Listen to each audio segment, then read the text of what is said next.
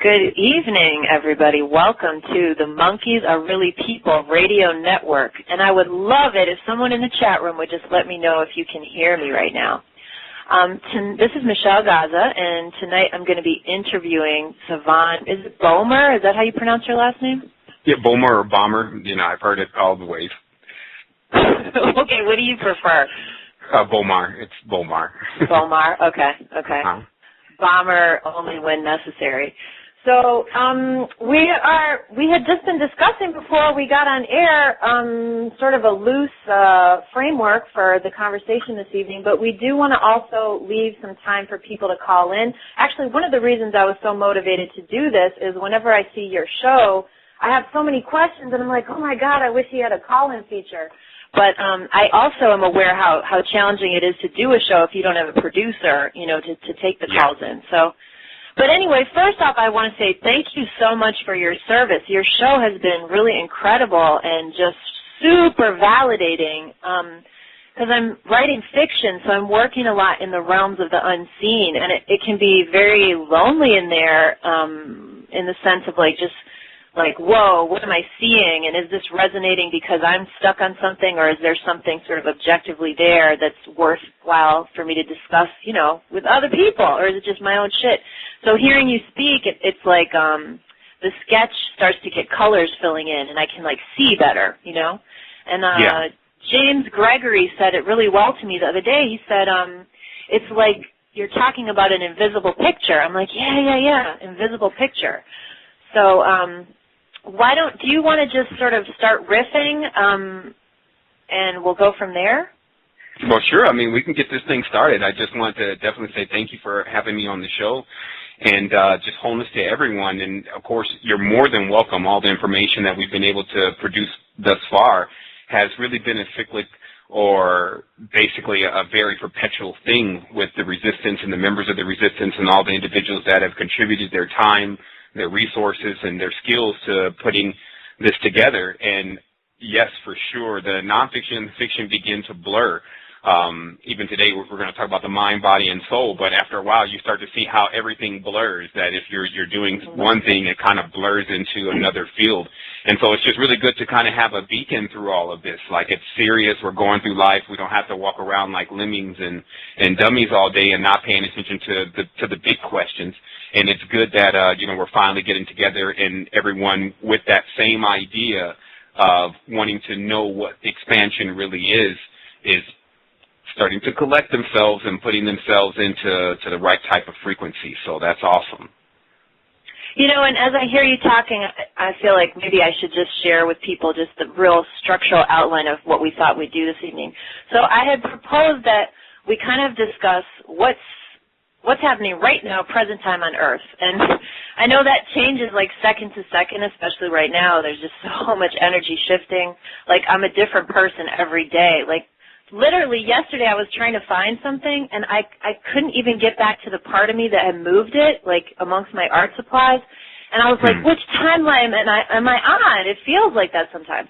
So it's moving very quickly. So we're going to try to, as much as we can, talk about where it is right now, what's going on, how did we get here, what are the traps keeping us here, and the choices we're making, consciously or otherwise. And then, to me, it felt very important to spend a lot of time talking about what do we actually want? And I'm sure a lot of the people listening in, otherwise you wouldn't even really be interested to the show, are feeling a much more intense and deep connection with their own power. So, okay, we're coming into our power, we're coming into our own, so what are we going to do with this power? How will we wield it, you know? And when our models have been about force, not power.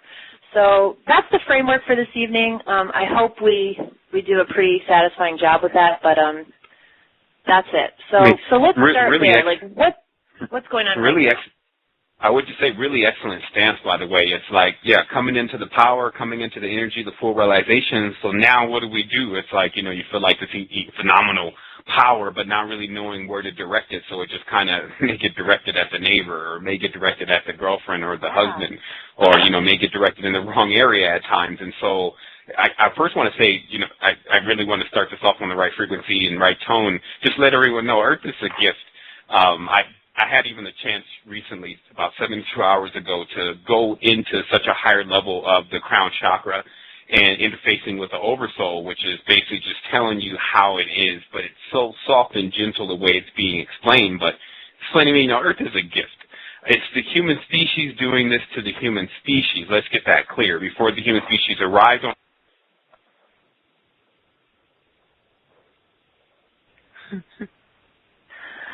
Okay, everybody. Everything is fine. Everything is beautiful. You there? Yeah, I'm here. I just wanted to see if they could actually hear me now. Okay, so now I'm going to stop for station identification again. Monkeys Are Really People Radio, and I would like to thank Michael, Mr. Fun, for manning the chat room this evening. This evening's show is brought to you by Jive Turkey the Book. You can find out more about it at jiveturkeythebook.com.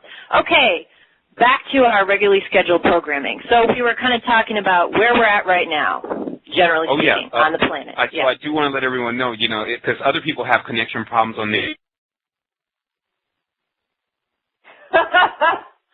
Okay, I think he just went out again.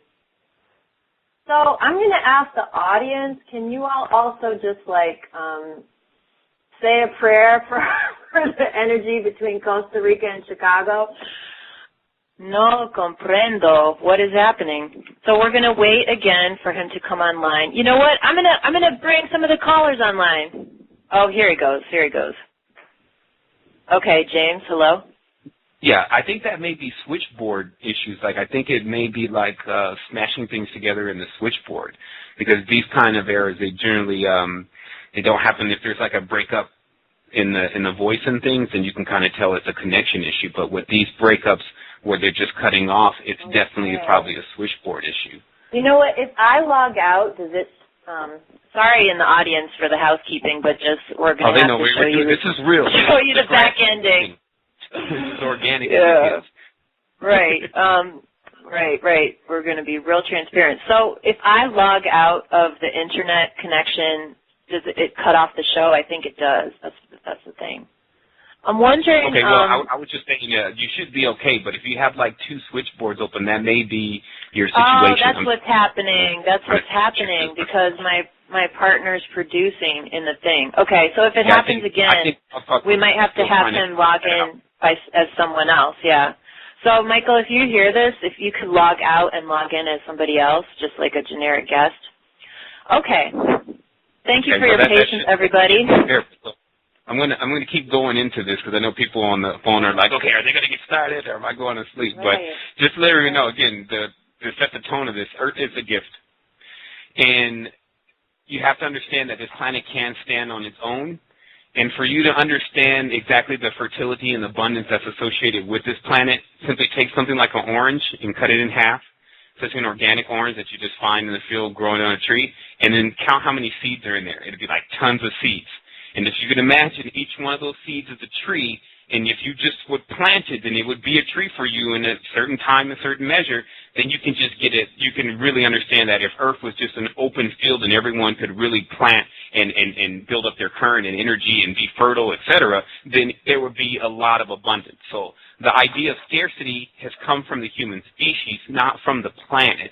So we just need to make that clear today, so that way people start understanding how to direct their energies. And when they get upset and sometimes they get mad about being here and they feel like Earth is a trap and all this stuff, because the reality to this conspiracy wrapped inside of Enigma is they want to get you to hate Earth. So that will make sure that you don't reincarnate next, and then they can have Earth, which is what their desire is. There's a group of individuals that they want this planet. Because look how much stuff is here. Look at the resources. Look at all the things that are here. So what happens if someone in their mind comes up with an idea and says, I want to make it mine. I want it for myself. And then you'll start getting the idea of the controllers, as I call them, the so-called controllers. So that way we understand this. Now, there's another major key to this also in regards to what goes on with karma, because many people are asking the even bigger question. Why are these individuals allowed to do this and nothing bad seems to happen to them? This is what I call the quirks of the universe. From my deeper studies, it shows me that there are certain mystical things going on with this planet, such as weird things. Like if you wear white gloves, and I'm not saying this is true, but weird stuff like this. If you're wearing white gloves while doing dark deeds, then the color white counteracts the darkness. There's weird type of quirks like that with this universe. Is that why magicians, like the stereotype of the magician is to have gloves? Oh, wow. Well, there's multiple reasons for the white gloves, but what I'm saying is I just want people to hear this overall. There are things that they know how to do. Notice how they don't do most of the killing. They order other humans to go and kill other humans. They don't do it themselves. This is to keep their hands clean of the ghosts that haunt you or the dead person. You were the last light they saw, so they go back to you being haunted by hundreds of thousands of people that you've actually killed. So think of how this is working from that perspective. Right. Understanding you can get the answers to all the questions, but you got to really start asking the right questions. And then you have to pursue the answer. So, of course, I've been able to pursue this for quite some time, and I've been experiencing this. That's the other thing. Like, a man can never tell a woman what pregnancy and delivery of a baby feels like. He'll never be able to do it. So there's things in this world that you can never explain to a person unless you actually go through that experience. High levels of spirituality are like that. Unless you've actually gone through the experience, you coming to explain to someone high levels of spirituality or balance and harmonic levels of spirituality, but you've never accomplished it before, is impossible. So now we have individuals that are coming forth that have had these encounters and occurrences with the spiritual world, and they are all starting to say the same thing. This is how you'll know if someone's authentic, because there is only one truth. So when a person says they have the truth, then what they should start saying should resonate and should be harmonic with you. And this is what tells you, you got to start pulling out the inconsistencies and the lies, or whether you're hearing someone that is actually working with the flow and the current of the universe, or what I also call the Innerverse.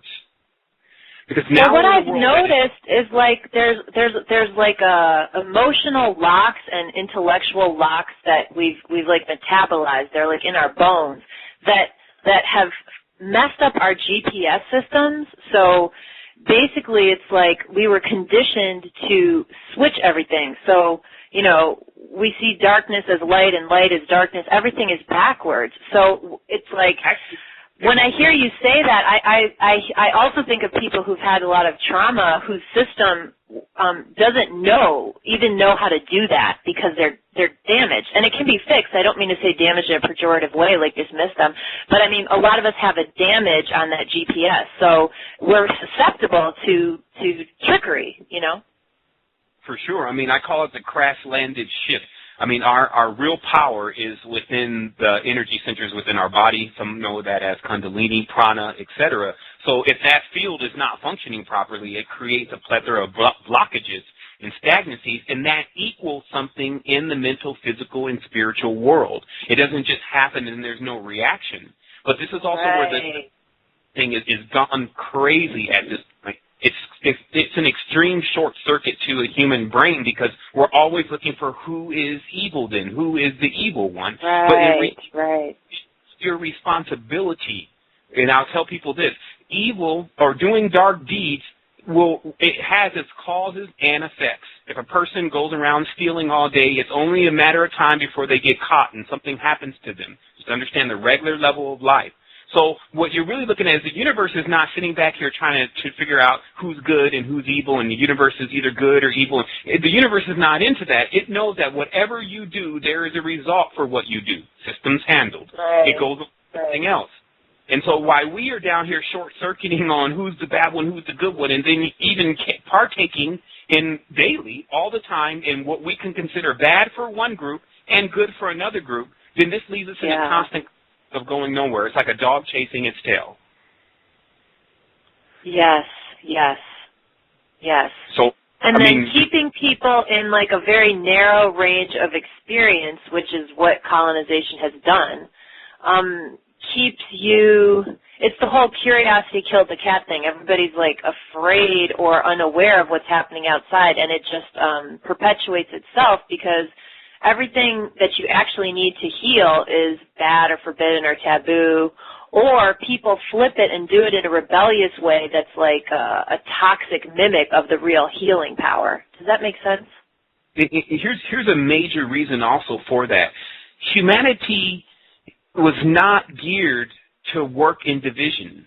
It was not, humanity is not geared to work where one person does all the work, or 1% of humanity does all the work. It was never designed like that. If so, then everyone would be exact duplicates of each other. How it was created is you'll see certain individuals have a lot of physical strength, while others have mental strength, others have spiritual strength. Some can't see and they're blind in their eyes, but that means that their sense of feeling is heightened. Why some, you see what I mean? So what happens is we're all functioning in this group where everyone knows their gift. Then you don't see that separation. So of course, so-called know how to work division within races. The race make everyone have a race or a competition about who's the best. This of course always leads to eugenics. It always leads to your caste systems. It always leads to hierarchies.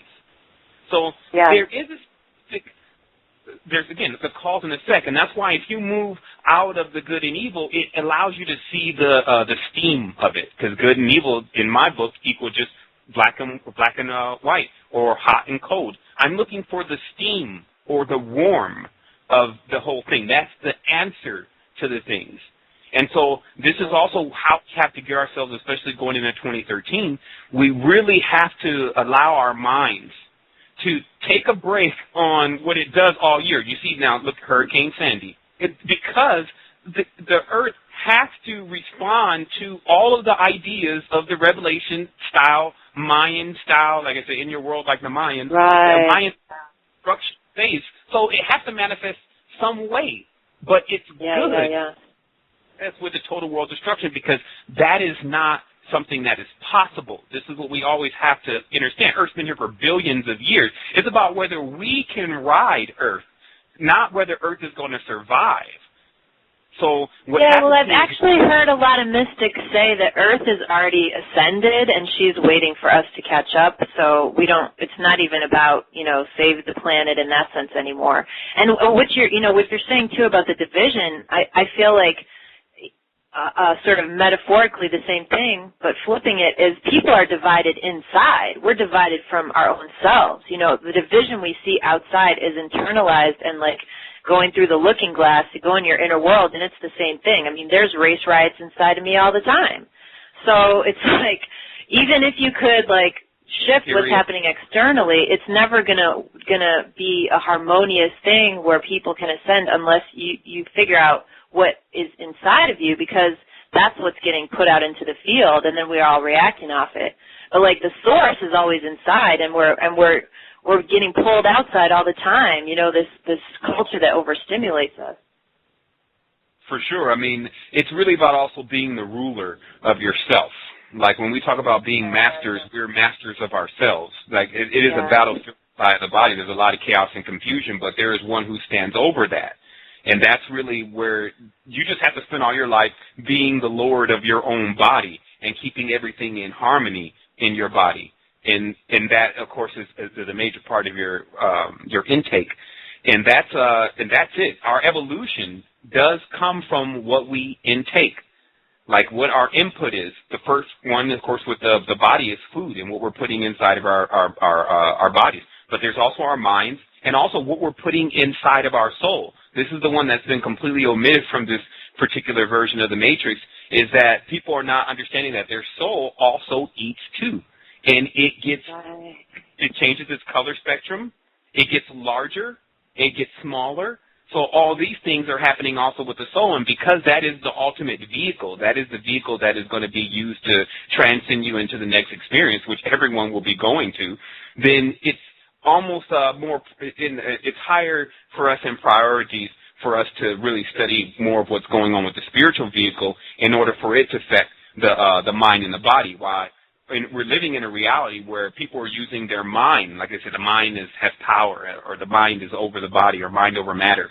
And they're using their mind to actually determine what is what's authentic and what's true. And that's just not how we should do this, especially just because of the difference between the age of the soul versus the mind. The mind basically starts as soon as you enter into this world and a little bit of the gestation in the womb. The soul is infinite. So it's almost like relying on the soul more is definitely our guide. As if everyone wants to know what is the solution to all this, the solution to all this is speaking always by some of the most deepest speakers such as Jordan Maxwell, is that in the times that we're going in, the only thing that you're really going to need is a very close spiritual connection. Yeah. More than yourself. anything. Yeah. So, we haven't really started, but, we do have to talk about what is right now. Like, I didn't know if you wanted to take a break or if you wanted to get right into this, but you just let me know. Yeah, well, I feel like we can keep going, and I'm watching the clock, so I'm going to make sure that we leave time at the end. Oh, I neglected to tell everybody, we do have 2 hours for the show, and I know that's kind of long, but this is our first interview together, so we're kind of finding our way, too. We'll see how it goes if the energy sustains us, but I'll make sure to leave time for callers because I want people to have a chance to call in, and I'm really curious what is on other people's minds. But, let's spend a little more time talking about what is right now, and then I'll be watching the clock, and then we'll shift into I guess the middle part of the topic is how do we get out, and the third part is, okay, once you got that freedom and you've shaken free, what do you want? I think a lot of us know what we don't want and what we don't like to be in and what kind of fields we don't like playing in. So a lot of people on this call are very powerful and they're going to be constructing the next grid. So what do you want to do?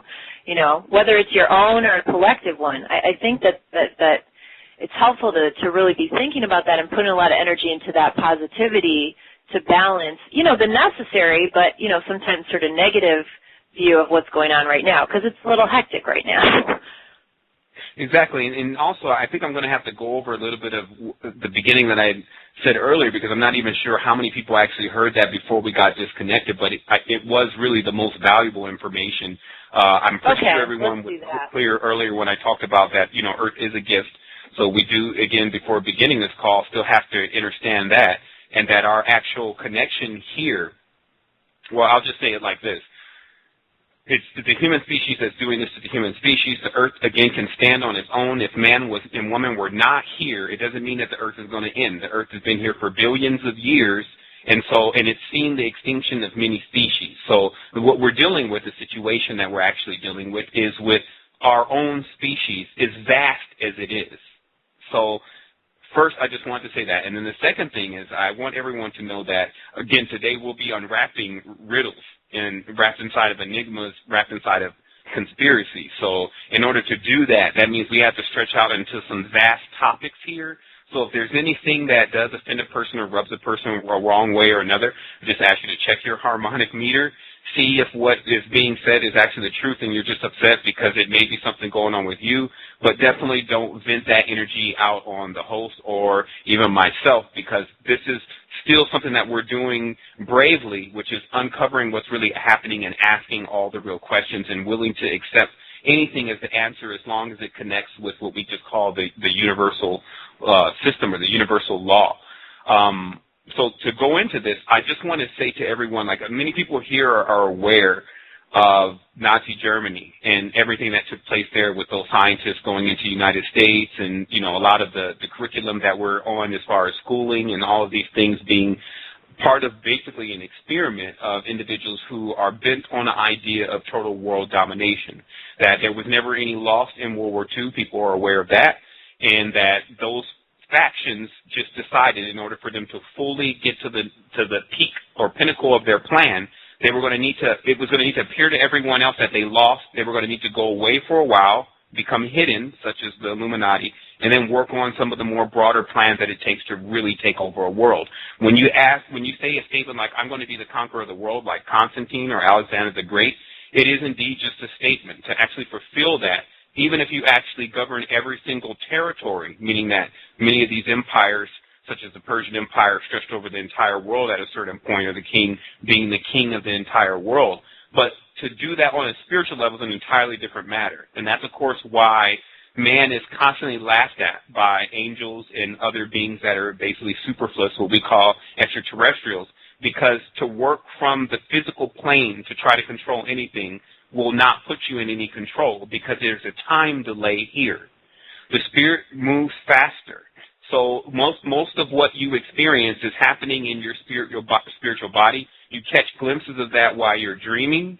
And so to understand your physical reality is to understand the delay and how that's affecting you. So the first thing is people need to ask themselves, since it's kind of like now that everyone knows the story about those scientists and things, that what are they doing now? Like, here it is, we're in 2012, we haven't really heard anything from, many of the powers in the world or the old diabolical minds. We're not getting any data on them, so what are they doing? And what they're doing is they fully interlink not only their military systems, not only their computer systems, not only their embargoes and trade agreements and the United Nations, they're fully linking their system. Now, we're very excited about the computer, but to them, they are not even excited. I wanted to mention this. It was only a tool that they needed to continue this massive plan of basically getting everyone to walk off a cliff. What we have to understand is that the technology that we're using now is part of the era that I'm just calling the silicon. This is our word. The silicon is actually when plastic has a value. Now remember, through ancient times all the way up until now, what we use for currency, money, moon energy, as they could say, abundance, what we use for current is highly connected into our body and our energy systems. So if you go back to certain indigenous cultures, you'll see that they, and of course also it became their god, by the way. Whatever you were using for currency or trade or money or moon energy became your god. So the ancient people were first worshiping the moon before they were worshiping the sun because it's easy to see how the moon is connected to fertility.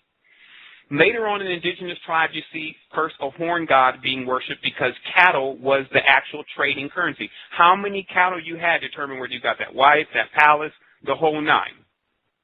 So I'm not going to go throughout history to show you how it changes. We go into the Metal Age and we go through all these different ages based on our currency, but let's fast forward to now.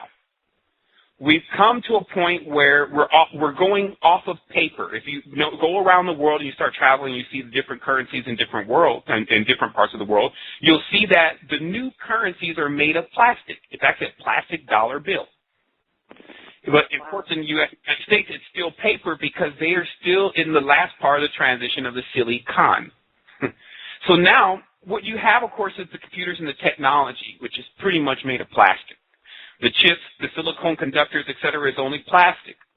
So the integration of the plastic into our bodies is part of the next official stage because if you notice, plastic is extremely inorganic. So when you eat it, you become more or less inorganic. When you use it all the time, it's always in your hand. And this is why a deeper speaker, I think that was Daniel Winter, was saying you have to watch your children's interaction, especially with plastic. Like remember, they got that little horse shaped like a piece of with a piece of wood, 40 or 50, 60 years ago with the toys for kids. They were wood things, not plastic. Now it's basically the entire store is full of plastic. So let's just understand the silicon. So what Ubermensch has done, and I'm using this term because you have to understand the pinnacle of the Nazi plan is Ubermensch, which some people mistook to mean superhuman, but Uber means witch. So this word means super witch. And now you'll actually get the idea of all this psychomancy, this scrying, this advanced state of artificial spirituality, which is basically the nest egg of the New Age movement.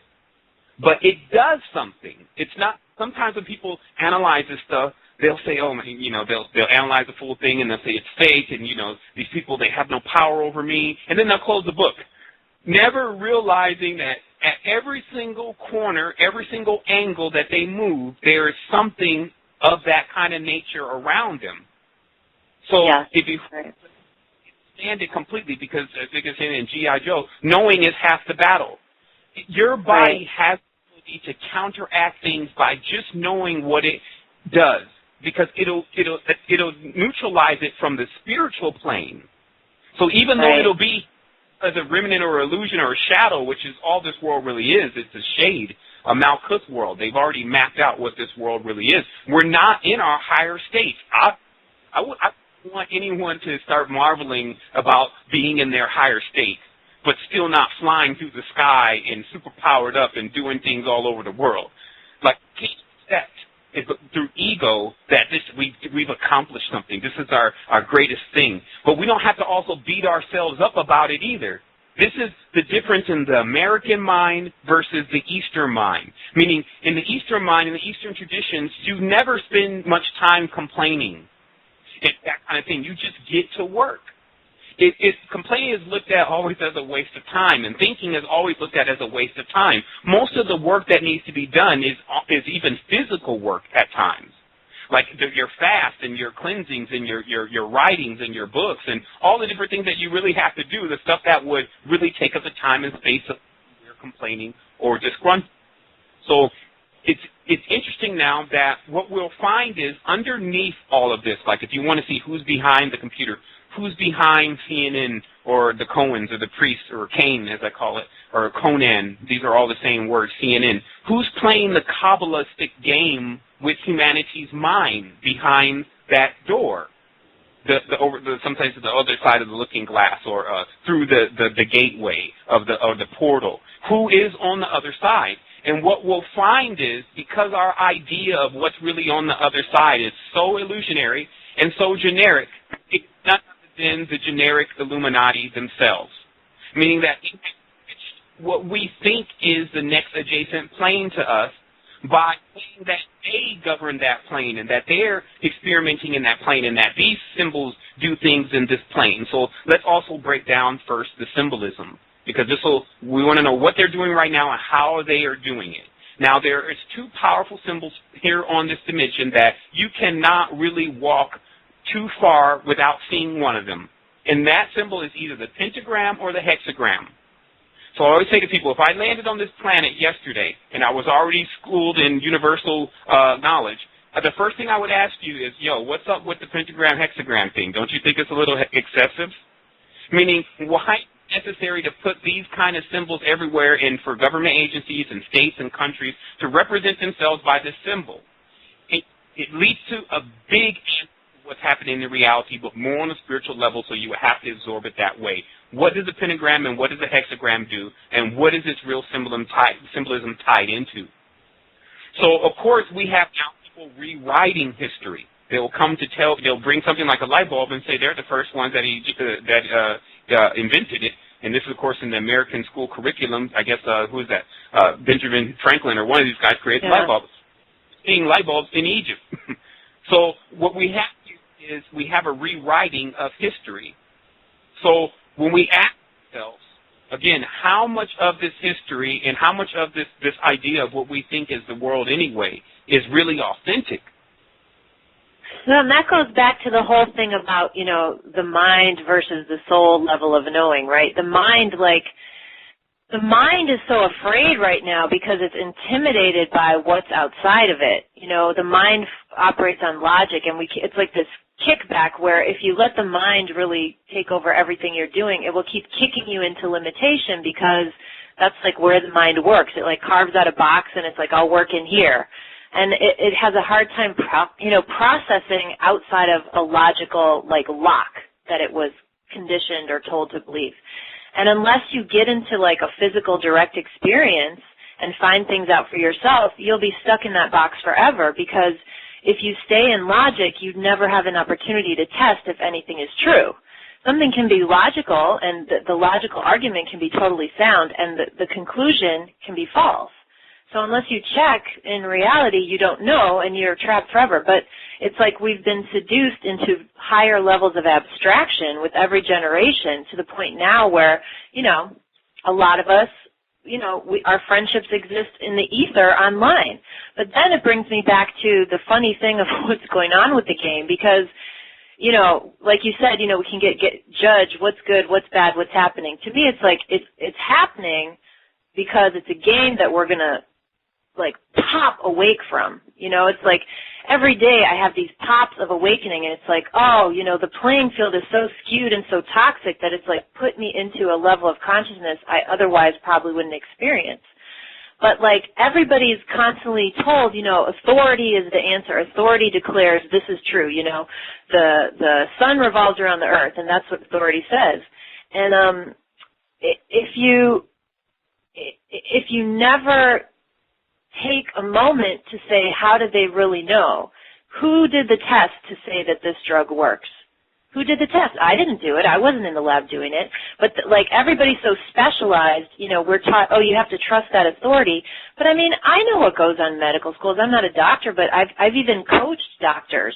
And I know what happens to them emotionally and what they go through and how, you know, all their healing abilities are basically cut off in order for them to become a doctor. And then they have to stand and declare, you know, this is the proper treatment and this is the right thing to do because an authority over them told them, and it's like a Ponzi scheme. And meanwhile, you know, there's simple ways to cure cancer that don't require you to lose all your hair and be in pain and on painkillers. And it's just really kind of amazing. And when I can get out of the judgment, it's like fantastically incredible.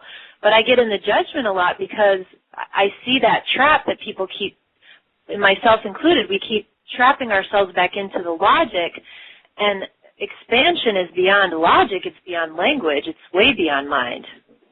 Well, I mean, and that's, we're right on top of it, because what it is, it's the word define.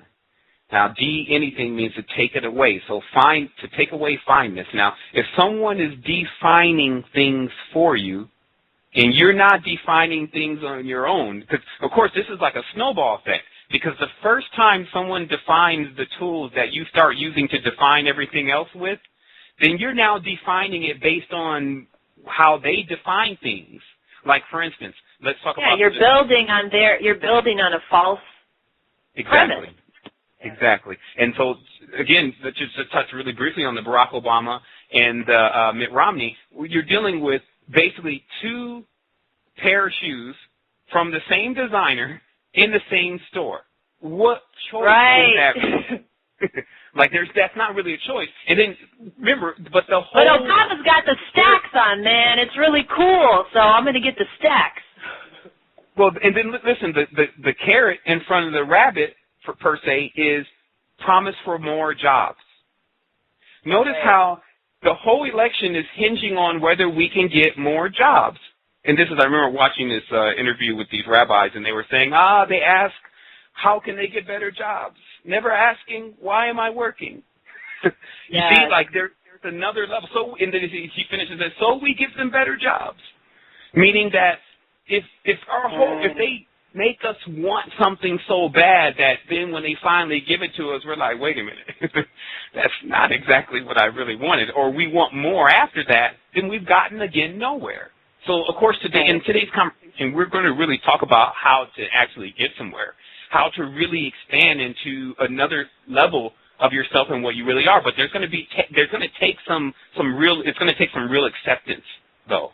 That's the other thing about this, and that's why duality does always end this acceptance, because even though it's our responsibility, even if it's Nephilim, it's our responsibility. Even if it's whatever on this planet, it's our responsibility because it's our child, it's our creation. When we run away from that and say, that child is evil, basically, then you get, I'm just going to show the chain reaction of these thoughts. I'm not telling you what's right and what's wrong. I'm just going to say it eventually leads to this chosen child or chosen people idea, where God doesn't like all these other people, a.k.a. you don't like all these other people, but you have this special group that are doing what you like, and then you guys are the chosen group. This is termed Henoism. This is basically what humanity has gone into. They choose the God they want out of a pantheon of gods, especially we're all gods, but of course not by that term. I have to get into that later about what the word God really means, but to continue, you choose like a buffet what you want, and then you throw the rest away, never realizing that sometimes this bacteria, sometimes this dark makes up the very materials and soil that is needed to grow the most splendid things. So it's also not understanding what the universe and understanding what the universe is really doing that's keeping us bottlenecked. Right, because we're so concerned with, the pretty picture and, fuck what happens for the process before and after, what it took to get there. And also, there's such a inauthenticity with that because, there's seasons. You're expecting someone to be in summertime gear, and it's the middle of winter, and it's snowing outside. We're in flux, things are flowing. And along with that drive for abstraction is also this drive for, some kind of abstract perfectionism where, you're going to reach some ending point where you finally arrived and you're perfect, and then you can retire. There's, this weird, again, with the carrot and stick thing, I feel like is always going on. And that reminds me, too, of a friend of mine who grew up in Russia, and she said it was a similar thing. Every time, the politicians were talking, they're like, in 5 years we're going to achieve perfect communism, and then 5 years would pass, and they're like, well, in 5 years we're going to surely achieve it, and it was just constantly pushed, 5 years more, 5 years more, and everybody just keeps getting, thrown around in this tumbler, but the fundamental, actuality of what's going on. Savior stories. I think the epitome of that is the Savior stories. Savior right, I can't get out. I'm not a god. I'm not a god. Someone has to save me. Right, I don't have power. I even heard this woman the other day. She was speaking against Romney, some teacher who Romney apparently was very rude to, and she's like, I didn't get into teaching to have power. I got into teaching to make a difference. And I'm like, well, how are you going to make a difference if you have no power? Right. And what are you saying? Definition issues, using the same word to denote many things. Are you talking about force or power? And know the difference. And they're right, and there is no difference because in the English language these two words blur. This is called babble, by the way. There's the actual term for this, and the actual act of it is recorded in the Old Testament of the Bible with an entity in the sky saying, let us go down and confuse them. So there are, if you want to see the extraterrestrial component, there are actual documentations that at least half of the world believes in, if not at least a quarter or a third of the world believes in, that says that there was an extreme confusion with our level of communication. And of course, that's my master's study personally is etymology, but our disturbance of our language of communication creates this interruption or basically this rip in time of us not understanding things and having to take time to learn things and having gaps in our memory and having breaks in our DNA or our information or our program code, et cetera, whatever you want to call it. So the reality is with us is that we have to go at it from another level, though, because if you tell people, well, look, you got to change your language, that's going to be very difficult. There were many conquerors that actually tried to do that. Even Russia would go in and conquer territories and then make people stop using their language and start speaking Russian. And become a part of the bloc, as I always say, the red square, or, they're over there circumambulating a black cube. So this whole idea of being inside of the box, or what they're now calling the light in the box, is out of here. And I'll tell you also, just to tell you in regards to what you were saying earlier, remember, there are people now, human beings, already experiencing the advanced levels of being fully harmonic. Let it not be confused that even though the masses have not chosen to accept that, yes, here on this planet, it doesn't mean there's not a myriad of beings that have already been here and expanded that have already figured this out. And so that's a frequency. Now remember, everything in these planes is separated by frequencies, harmonics, which is lights, etc. That's how things are separated, so it doesn't all just pack on top of itself and realize at that moment all is self. It's separated into these frequencies or wavelengths.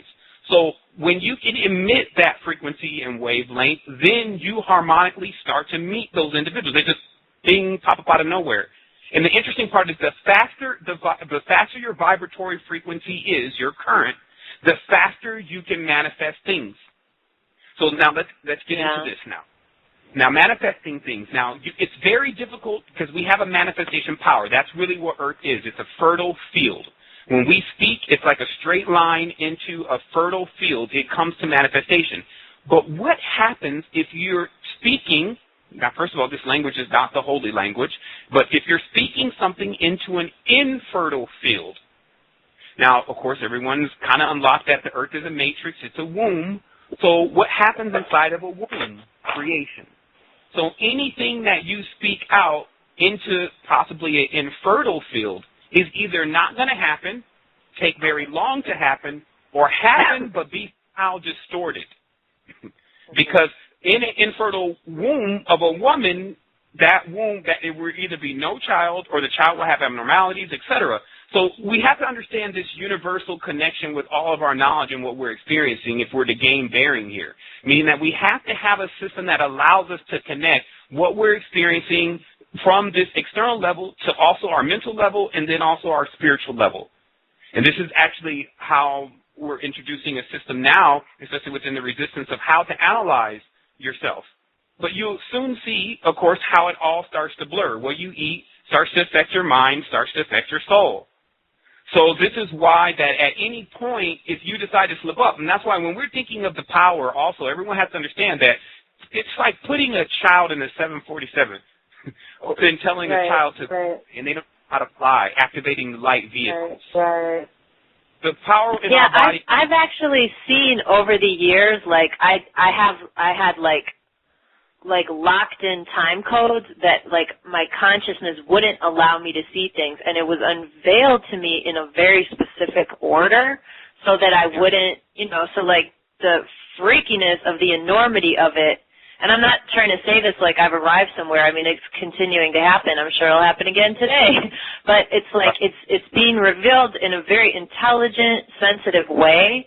And it's like also to help deal with the fact that my limited mind, balks at some of it. Like the mind is like, if all of this is true, I'm just going to disintegrate and I won't have a job anymore and I'll be nobody. And it doesn't understand that it can also be part of the process yet.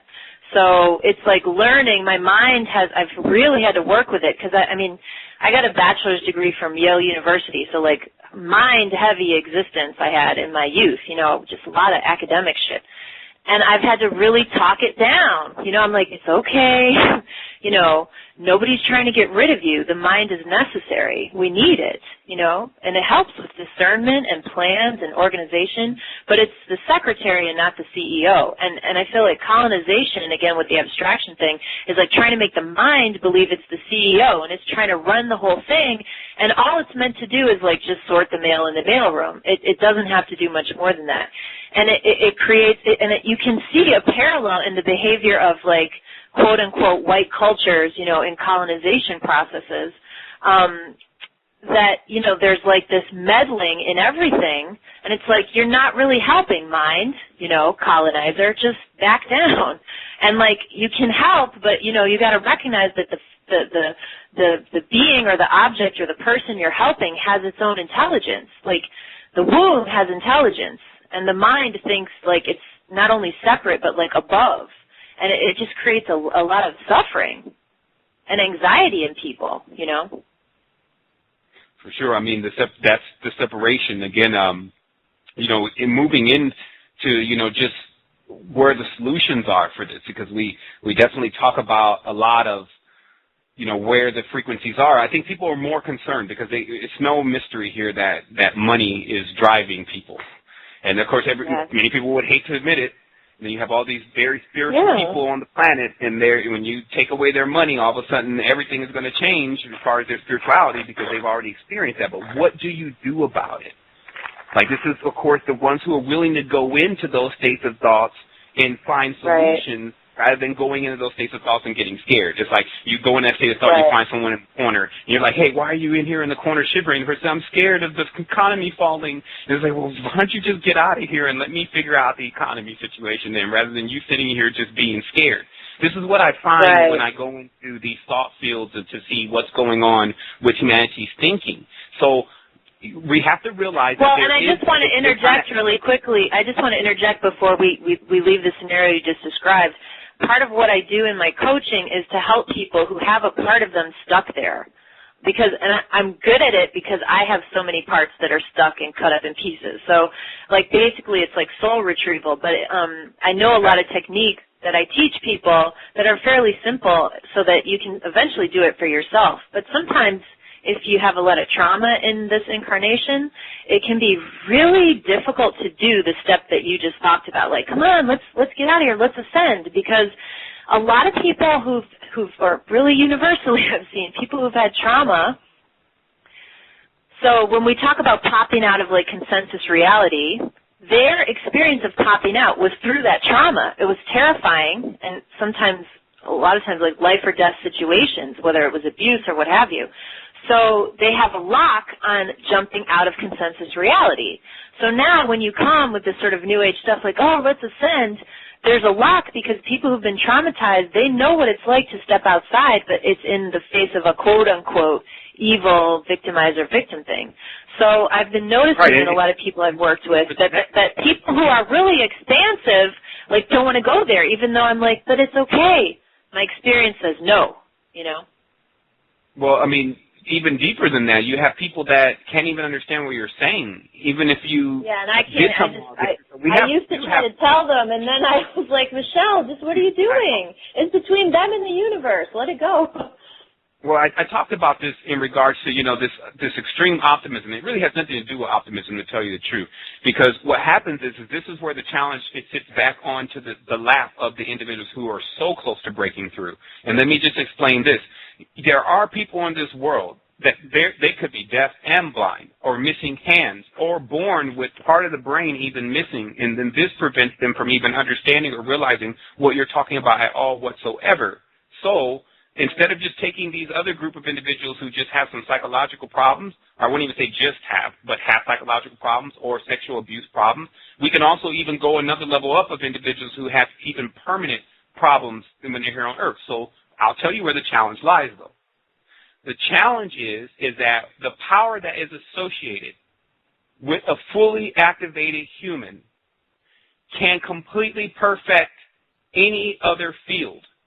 In the ancient books, it says it can make a crippled climb trees, meaning that the power and the ability of an activated human can actually rearrange a person's distorted field. This is also called the panuncia. But the challenge is, again, because obviously that person they say was running around doing this, they made a whole book and a religion about, but to show people, again, that this is not a game, that there is an ability to do that, but you have to be so compassionate, and this is why you have to kill the evil thing, the good and evil thing. You have to be so compassionate to touch those, reach those fields of your consciousness inside of a physical body that already has what I call a phi-based governor. If you understand that the body and the five senses, the five fingers, there's a governor on the body. So to transcend that is where the actual abilities, and still remain physical while you do this, is where the abilities are to cure the individuals that you're not going to do any talking with them. First of all, here's another thing. We're talking about spirituality. Spirituality was very seldom communicated through talking. Spirituality is communicated through touch and other higher senses, right? So this is a new thing, us trying to use language to define the unknown.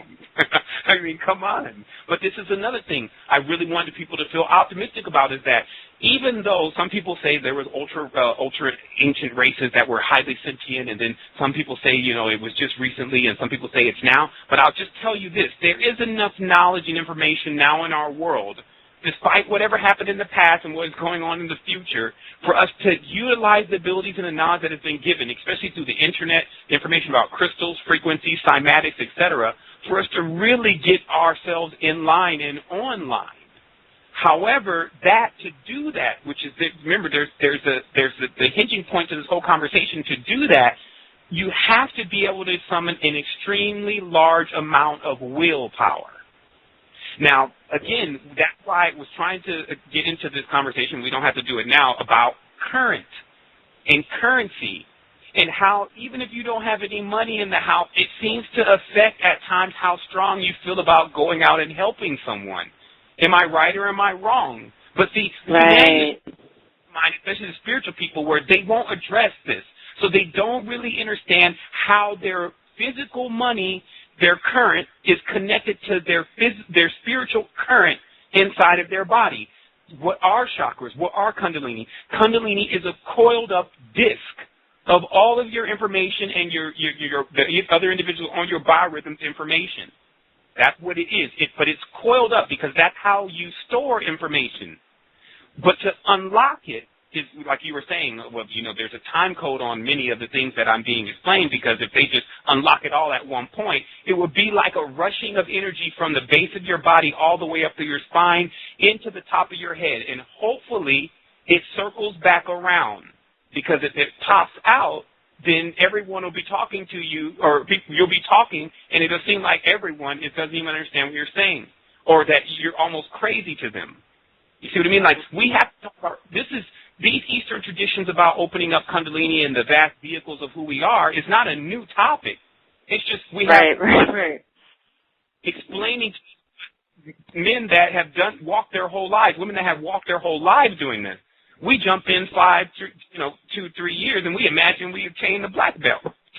It's not that. Right. And also, I think that as much as there's wonderful things that have come out of the Western world, Europe and America and so forth, with the yoga community, there's just so many grains of misinformation, and it's kind of the visual thing here.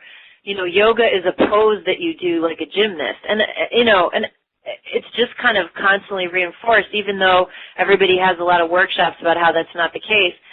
That people are drawn to that, and it's a wonderful thing to have a physically fit body and all that. Like I've been practicing yoga myself a long time. I love asana practice, but it's like, again, confusing the words. Like, yoga and asana postures is not the same thing. Asana posture is a part of yoga, right?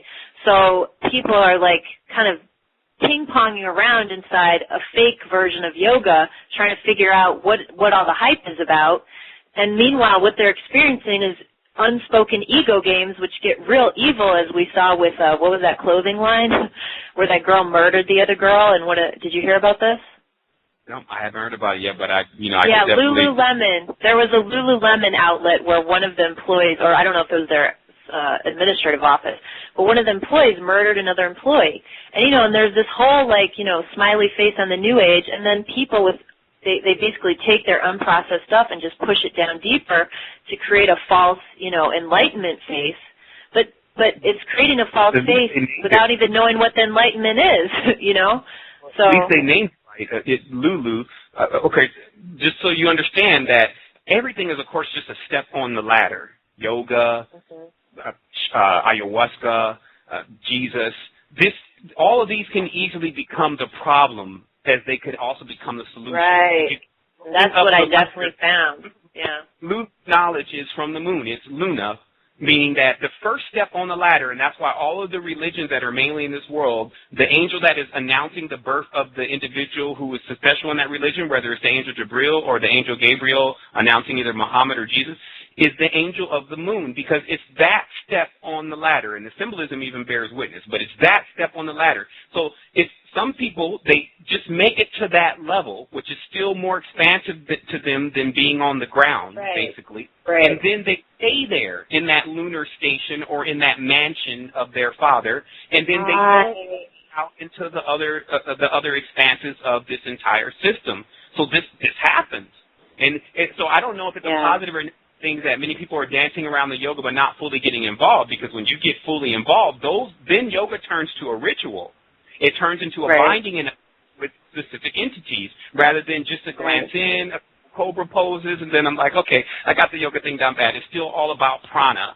So am I going to use my path all my life to just develop more yoga positions, or am I going to do basic yoga? I personally do a basic yoga that gets the body pretty much warmed up, and then I'm out of that station and into another enhancement of myself. Now, remember, the other thing is you will revisit that station. Some people have this idea that once certain parts of spirituality or whatever, they'll never return again. That's not what Kundalini does. It's supposed to cycle. You're not supposed to stay in your crown chakra. And this is where and it's like a spiraling where you spiral around, and each time you revisit a point in the circle, it's like from a new dimension because your wisdom has expanded. So I keep going back to different forms of the same mistake until I pull the root out, and then it's a new thing yet again. So, yeah. Yeah, I mean, because I'm like the same way. I used to do Ashtanga yoga full on for like 10 years. And then I was like, okay, I get it. Like, I get it. Why do I have to, because there's this real emphasis on the physical practice, which I needed when I started because my energy was so scattered, and it grounded me really well, and it served me. But then I was like, something else is calling me, and I like beat myself up for a while over it, and I was like, well, it's not working for me anymore. These are some new tools, and I went in a more of a personal direction where I'm creating my own thing. But I keep going back to it, and now, I just do a more basic practice just for the, the enjoyment of it. But, I would rather spend an hour and a half meditating, Yeah, I mean, that's the major thing. It's in the bag now. If someone needs you to speak on it, if someone needs you to do it, then you can do it, even professionally. And then the other thing is that you gain more abilities. It sharpens up that other ability, and that's the other secret about the planet. Yeah, well, it, unlocked a whole bunch of stuff that was happening even, 10 years ago. I remember some things that I see now that one of my teachers was trying to show me just about the relationship with the body and the game you play about, I can't control my balance. Yes, you can. It's just align everything up. And there's a real game we play with ourselves because, like you were just talking about earlier, if someone is fully, they have all their levels in one point in present time, they're fully present, they could totally move mountains. But as you develop the ability to get there, you have parts of you that get afraid and will play a game and stop the process. And I feel that a lot of that is because in the collective unconscious we still have this crucifixion story, and everybody has this story that if you shine, you're going to get shot down. And maybe a lot of people are over that. I don't feel like I'm over that. I feel like it's also once you stay in the crown chakra for a decent period of time, and I've definitely been through these cycles myself, and the crown chakra is a lot to do with solitude, but still connected with everything. Like the sun is called soul or by itself, but it's still connected to everything. But then when you come back down to the root chakra, or basically hell, and then you start getting bombarded by, a lot of these energies and a lot of the things that you regret.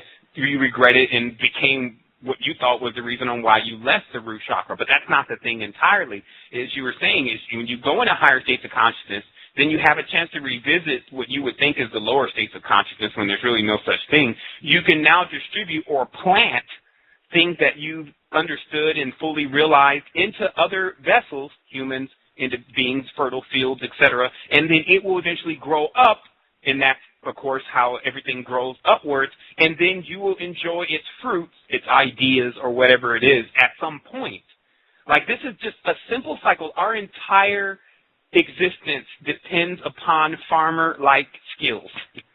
That's why humans were never really more than that. It was only when going into the United States and going into America where pretty much everyone dumped off all their farming and fabricating responsibilities onto foreign people. Just because they wanted to, like the king. Now then, the one with the great mind. We're all house slaves. Is the individual who's doing all the work. Notice how in our reality, the one who has the brilliant mind is getting paid way more than the guy who's bringing in the fruits and the vegetables. So this says something about it. But what I would also like to do, though, is see how the metamorphosis is taking place where you notice how, again, with the Barack Obama and the Mitt Romney, where some people are like, they're realizing, voting for one or the other, how about I just not vote? That's what they're really saying to each other. Because here's another thing that happens with this whole magical part of things. Bindings, oaths, rituals, and pacts. When you actually pledge allegiance or say that I'm with them, then you get the lucky job of inheriting their karma, the scapegoat, the fault. That's why I'm not voting. Right. So even to sign that bill and to put your agreements in there, you're agreeing with things that you're not even informed about. I mean, they don't even have to tell you because you've already signed it. And this is the magical part. And again, because people are we're so fractured and disconnected within ourselves, a lot of people have lost the ability to see with the third eye, some people call it the first eye, and see what that contract is on another plane. And it's just like, oh, I'm just voting. This is just, they see it from within the game and not from the standpoint of eternal time and their soul's perspective. And so, yeah, it's just really interesting how it's it's sort of unfolding. I'm just noticing the time, though, so I just want to check in with you and see. We have 50 minutes left, as in 5-0, and we have 5 callers. So, okay. So let's take some calls. Let's take some calls, and then what I'll just contract with you is, like, if we don't get to the last part, which I feel like is really super important about, okay, probably a lot of people, and we'll find out from the callers, I'm sure, know the basic ballpark that we've discussed, but I'm really interested in starting discussions about what's next. Like, we know that the ship is sinking, so what's our new ship going to look like? But I'll go to the callers now, and then if we can't get back to that, maybe we'll just do another show. Okay. Okay, we gave Tom the right of first refusal. So, Tom, are you still there, and do you have a question? Yeah, I'm here. The question is I kind of have a couple of things I'd like to say. That would be great. Question, comments, ideas? Well, I just want to start out by saying bear with me for a second. After that first part on the show here, I've had so much energy coursing through my body, I've been shaking. So with Sevan's permission, I'd kind of like to announce this project that I've been working on in conjunction with the information that Space Resistance has provided me all summer. Is that okay, Sevan? Oh, yeah, go ahead, brother. Do what you do. Well, basically, talking about all the stuff that you guys have been talking about all show, I've been following the resistance and really had a chance to take all the information that's been provided and the body work and the mind work and the soul work. And I've really got that Kundalini energy flowing and just been practicing eating the live food and the raw food every day. And I know Sevan's got a little one on the way here coming up, which congratulations, by the way. I kind of feel like I am about to birth something, too. I'm going to be taking all the information I can with Sevan's audio and in conjunction with my video cymatics, frequencies. I'm going to compile that all together into kind of like a little wake-up experience for people. I'm going to take that and with my friends on the company, and I'm going to have a hat design. I'm going to pay for that to get released with the USB of the video, and the video will send people to the Kickstarter platform where they'll see this whole project that I know Sevan has been trying to raise the money for down to wake some people up with this information down in Costa Rica. And I'd like to really basically start to raise that money so we can get all these people activated and all living on this gift that we've provided. Well, that sounds great, and I would invite you guys when you do get that on, going, let us know, and we'll publicize it through the Monkeys Are Really People network, and I'll put it, out on all my accounts everywhere. So keep us informed about that project. Yeah, that'd be great. I hope you like the sounds of that, Sevan. For sure. Like I said, we definitely got to get together. We've got to talk about things and see exactly what we can do for people to kind of spearhead the entire thing as fast as possible. And that's just the main focus, especially right now, is taking all this knowledge and information, like you said, and then compiling it into something that everyone could benefit off of and getting that to distribute it to people ASAP. So for sure. There's a lot of things that I'm working on over here too, Tom, and I'm definitely going to fill you in on those things. So we'll see what the collaboration can definitely bring. I'm sure it's something that's going to be vibrant for all of us. Man, thanks for giving me a want to get that to me. But I'll let you. Yeah, Tom, you're coming in and out. Hello? Are you there? Yeah, I'm here. Okay. Your connection was dropping out a little bit. Yeah, I'm going to let you guys get to some other callers. Thanks for letting me have a minute there. Okay, Great cheers. show. Thank you for listening in tonight. Okay, thanks, Tom. Okay. 310 area code.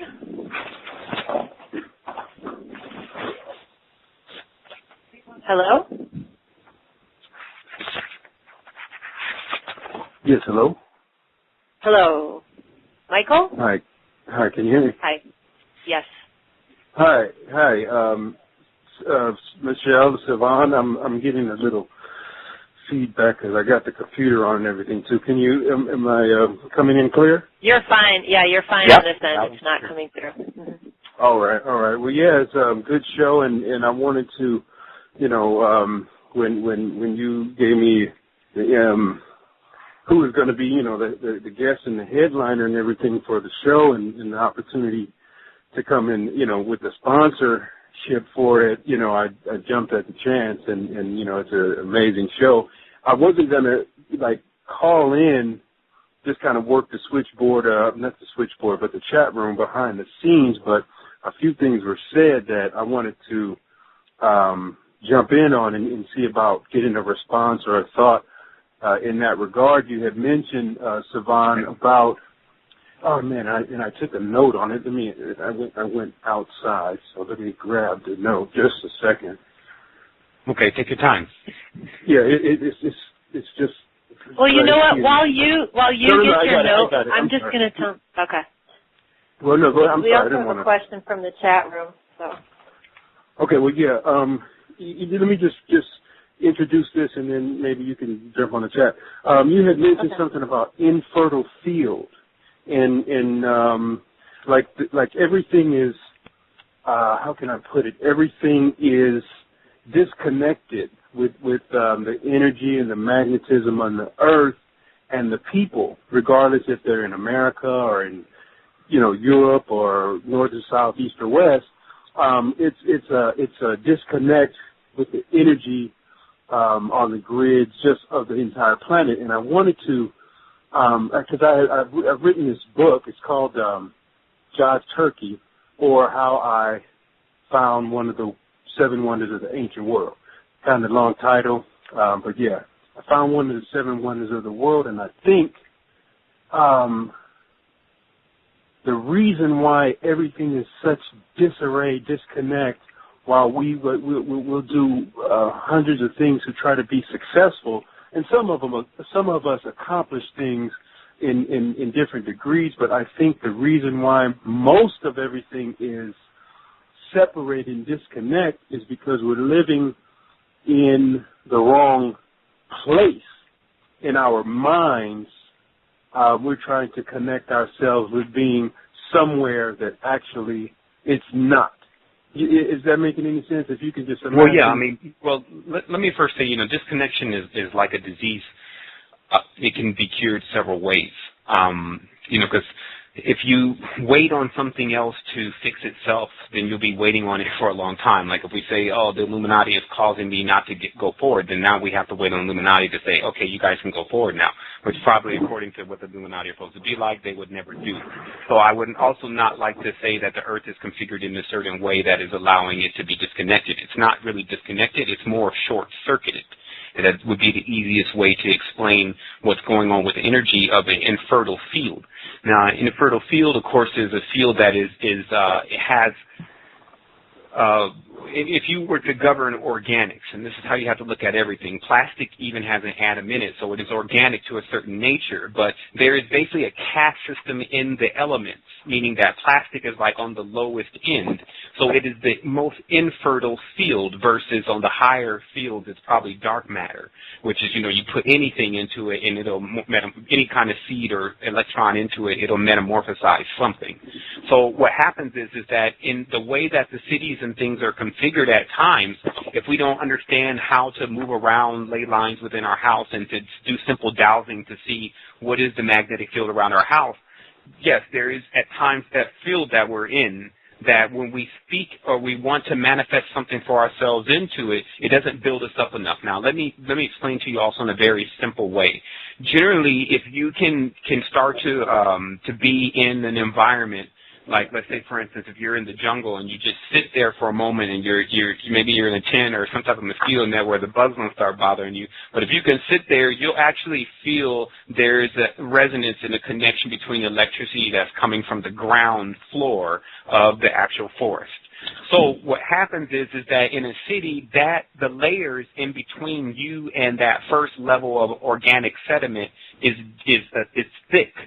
So in order for you to put your roots completely into it, which are what's coming out of your feet, that's why you see the veins running through the feet, and then they run into the ground like roots.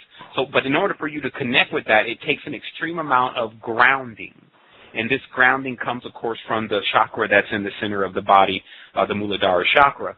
So this governs how high you can get because, while maintaining, what's the word that I can use? It's not crazy. You see, if you go into high chakras and you shoot all the energy up there and you happen to get stuck there, you may not be able to connect what you're saying in the, what you're seeing in that reality to this reality. And so what happens in this is this is not a positive thing. People should understand that. You awaken chakras gradually, but the first thing to do is to understand the system, understand the blockages, et cetera, that are going on within you. And then what happens ultimately is that you start pushing yourself towards fertile fields. Now, if you were looking at yourself as just a nomad, the direction that you would be going is where things are more abundant. If you happen to be in a desert, you're going to be looking for water. So these same instincts do you operate like that on a spiritual level too?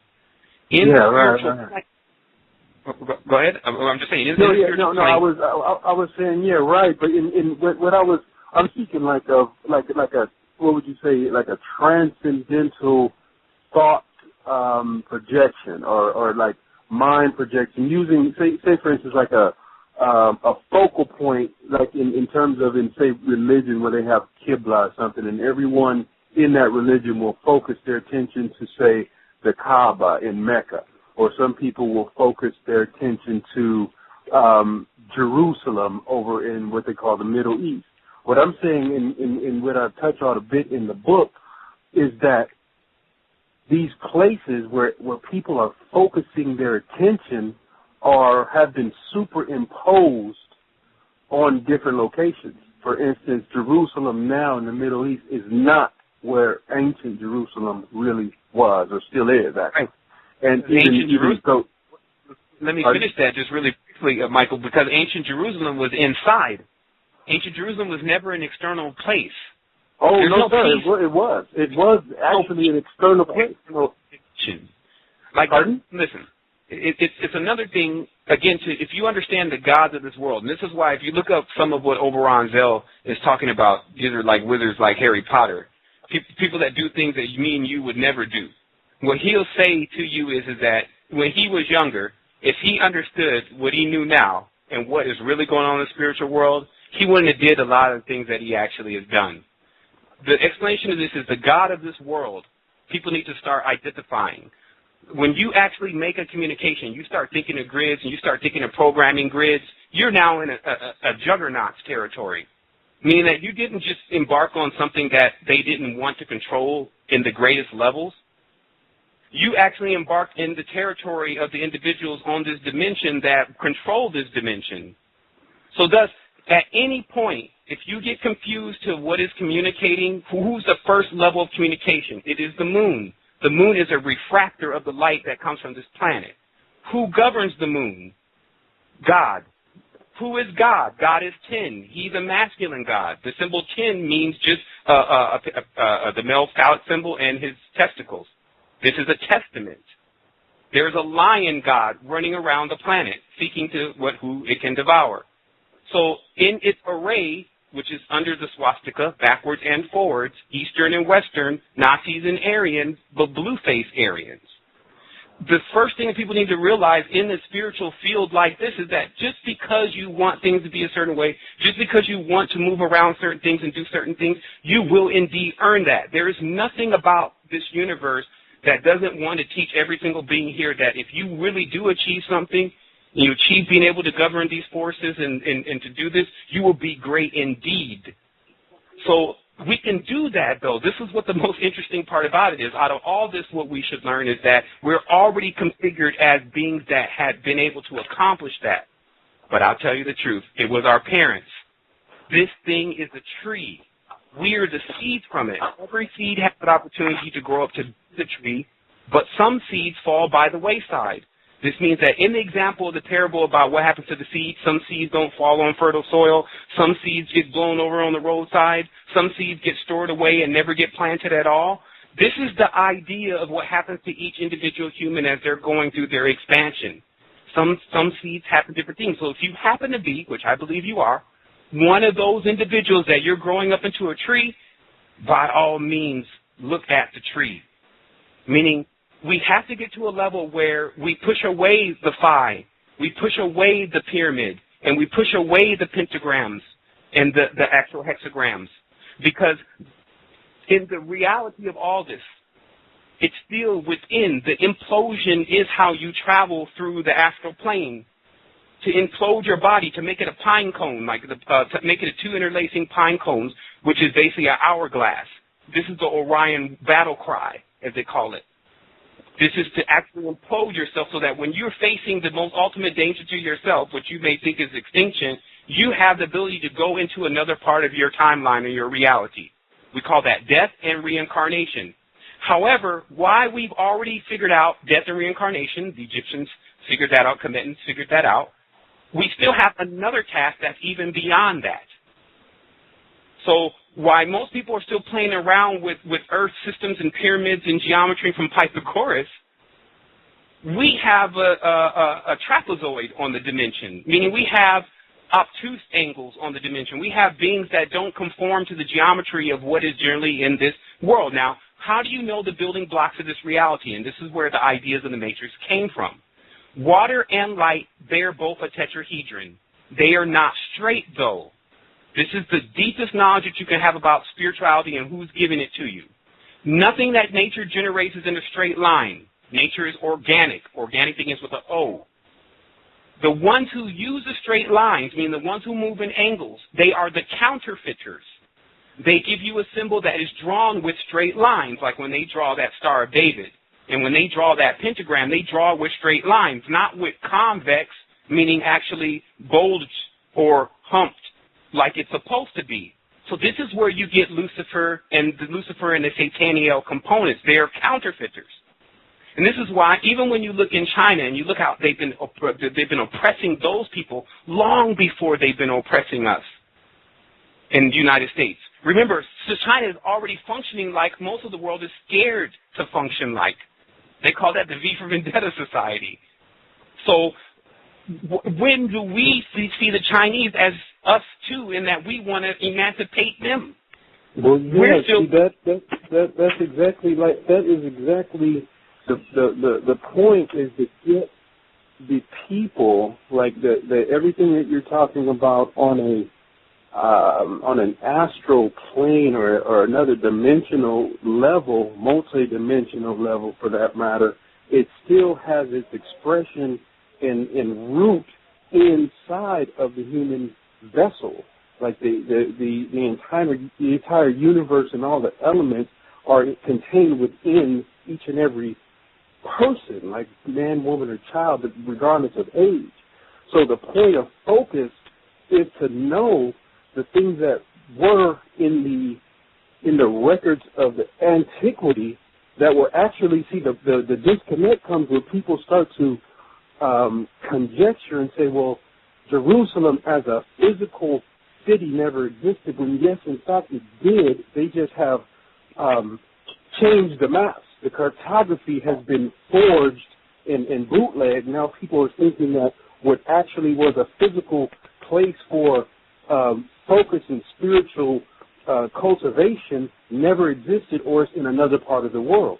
We're bringing it back to where it is so people can see and look in the records and say, okay, it says it was built like this, it stood over here by this water, and then when you can see it where it is now, then the people on the planet can refocus and become all those things in the metaphysical and high level that you spoke of. But until the physical dynamic is put back into its rightful order, the physical, when you start to stand on the planet Earth before you levitate into outer space, then you'll see where we really are so that people can become who they truly can be.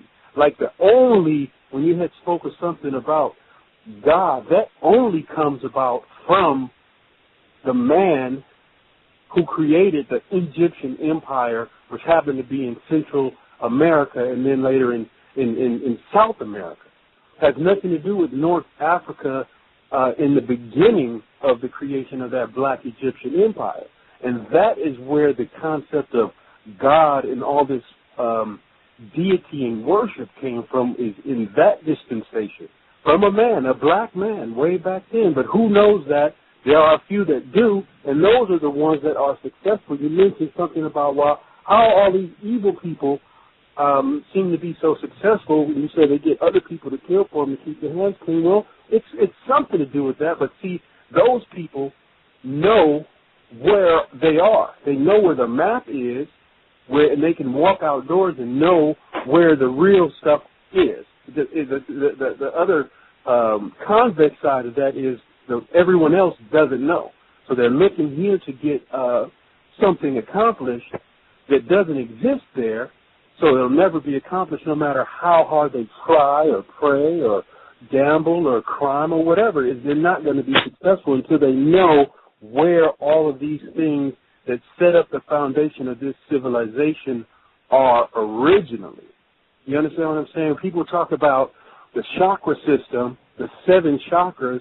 That comes way back, over 23,000 years ago from the Central American area. When they talk about in the Bible the 7 nations, when the God, you can put in quotes if you want, but when the God gave the children of Israel their inheritances, it was 7 nations. And those 7 nations had banners, flags, and those flags were colors. Now, by the time that, and like I said, this is thousands, like 23,000 some odd years ago, before what you call the East Indians got that information, it's like even in East Indian tradition, Maya is now illusion. But the Maya here, the black people that were now called Maya, were the black Egyptians that started the civilization here in the Americas. Those are the flag colors. And now they're saying, well, it's a chakra system, and it goes into something that you can sit and meditate and believe. Belief is fine, and I don't want to talk about people's beliefs, but all these beliefs and understandings have a root, and that root is in something that you can see with your eyes, touch, taste, and whatever your senses are. These are real things that you have to be able to tangibly know first. Like your feet are on the earth. Until people, levitate, you can go anywhere with your mind, but first your mind has to be correct.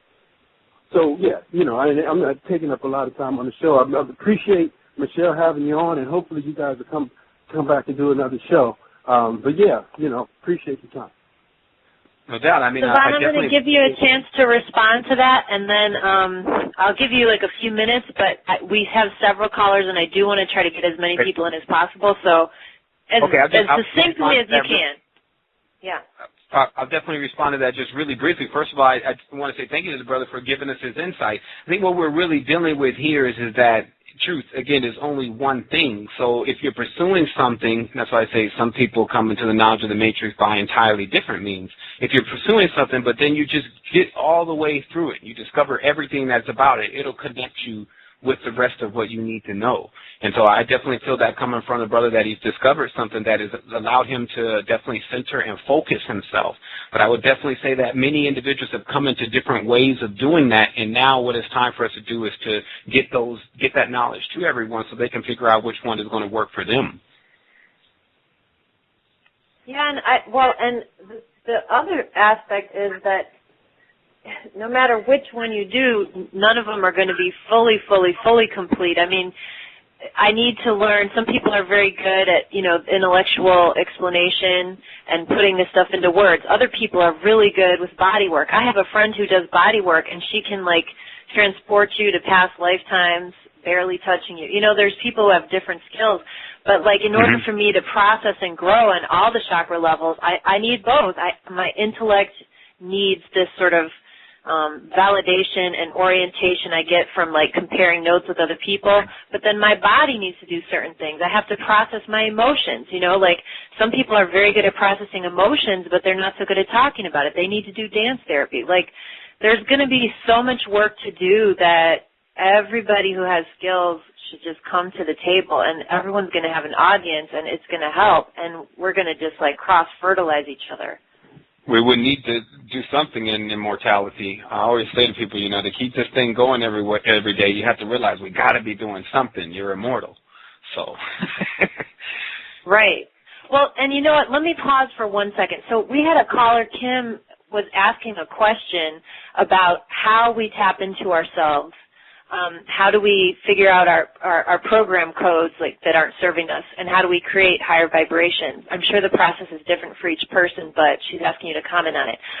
The one thing I'm thinking, though, is that we may want to just do a whole other show on that, because that's kind of the end piece. So that may be like the second show is like how do you shift, and then the third show is like what are we shifting for? You know, like what's the dream? Like what is the end game here? Why are we here? So I think we might need to do a couple more shows. So I'm going to go to a caller and just hope that Kim will forgive me that we're going to put that on the table. Who's been holding the longest? Let me check. Okay. Area code 561. Are you there? Area code 561. Do you have a question?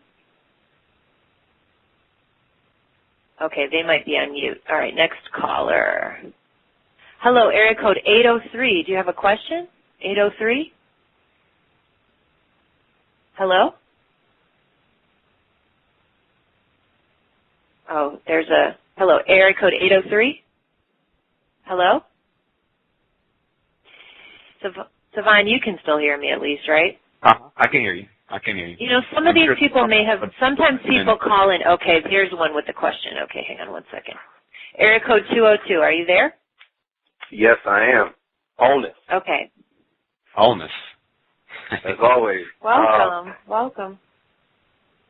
So much to say, but I think about, like the brother said, when you deal with the root, like at the root of it. And what I keep coming back to is the idea of energy and consciousness. Is there ever a time when energy was not? Is there ever a time when consciousness was not? And for me, in my mind, that starts the first point of division. To make it make sense when I'm talking about energy and consciousness, when people say, well, what came first, the chicken or the egg? I say the idea, because that blows open the ballpark on that question. Well, what consciousness came up with that particular thing and then decided to make a shell and make a yolk and make, you know, the entire process and everything else? But it's the idea. When people talk about the gods, Odin and Thor, what idea do they serve? You know, what idea in the universe, like what is their position? Like what reason does it exist? And I think when we deal with the ideas and the reasons, the absolute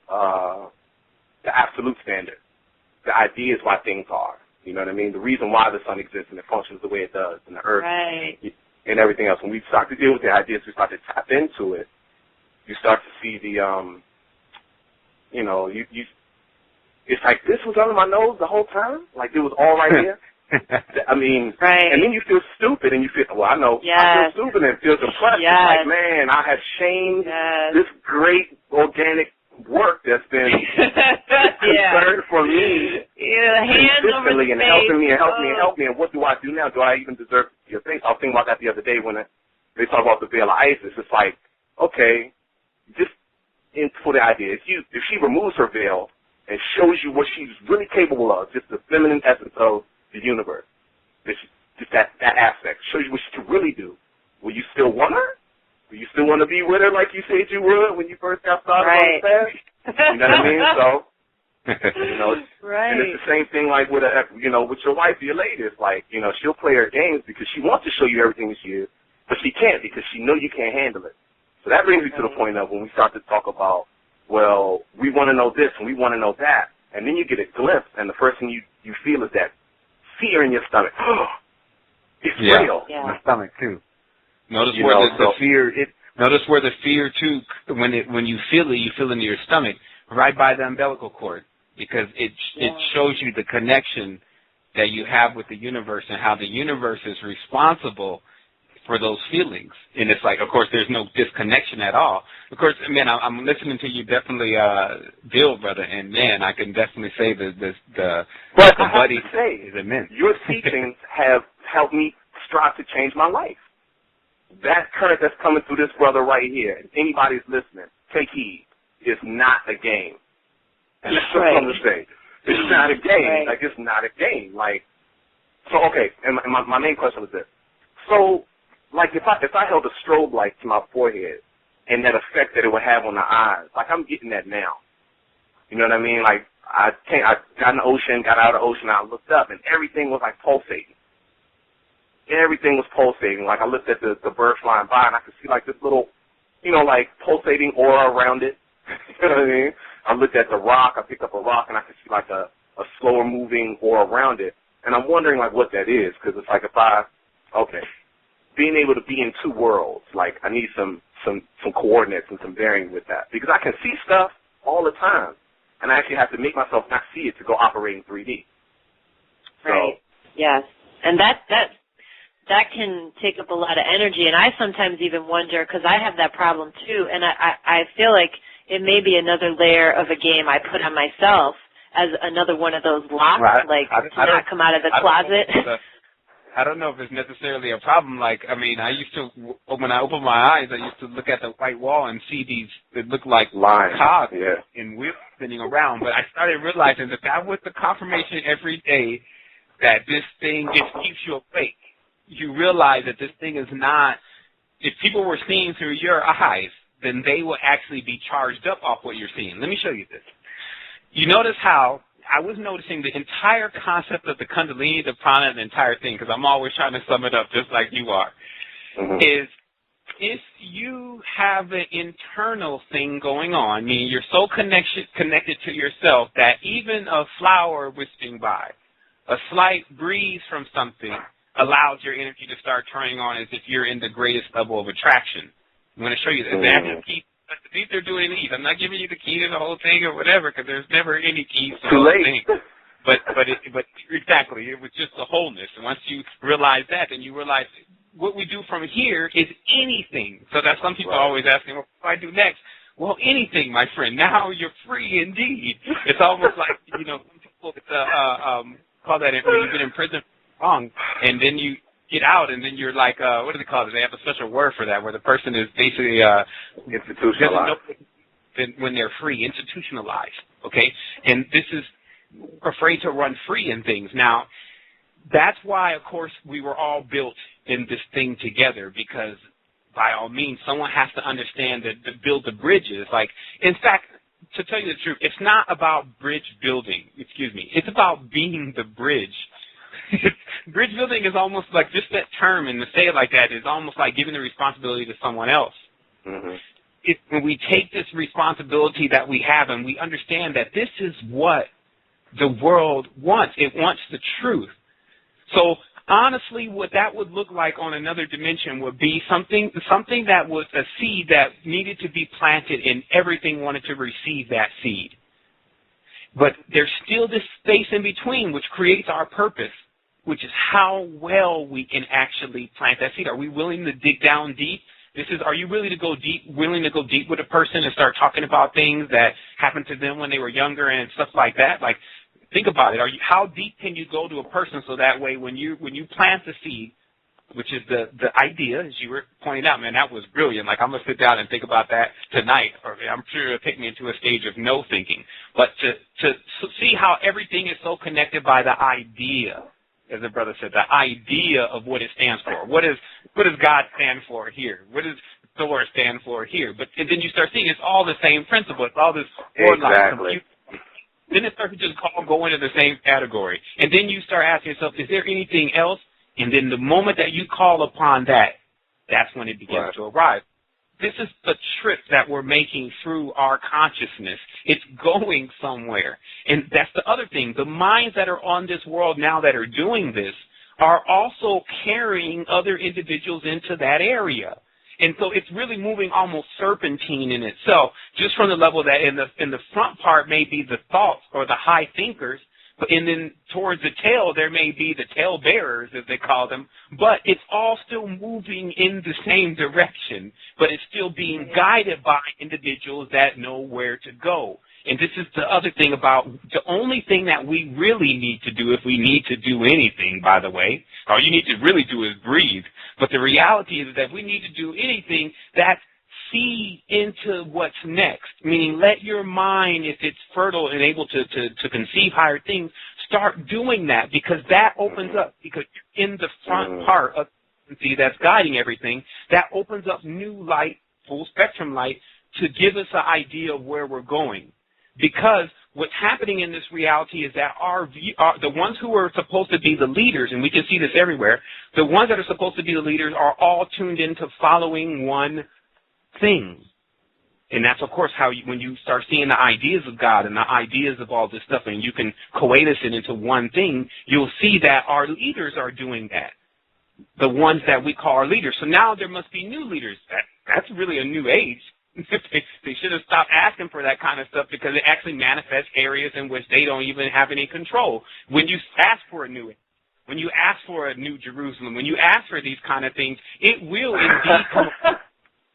But how it's going to come out is what everyone will still remain clueless on at times. Now, of course, this is where we come in, because we just don't want to remain clueless why the transition is taking place. We want to be with the transition. We want to see if we can help the transition, while other ones want to around and make the transition. But like I said, one body still moving in direction, but let us be the ones that see where things going and things are going. And the only thing, again, that we have to do, to make it very clear, is that when you get into that state or in that expanse where you start to conceive even beyond, stay in that for as long as you can.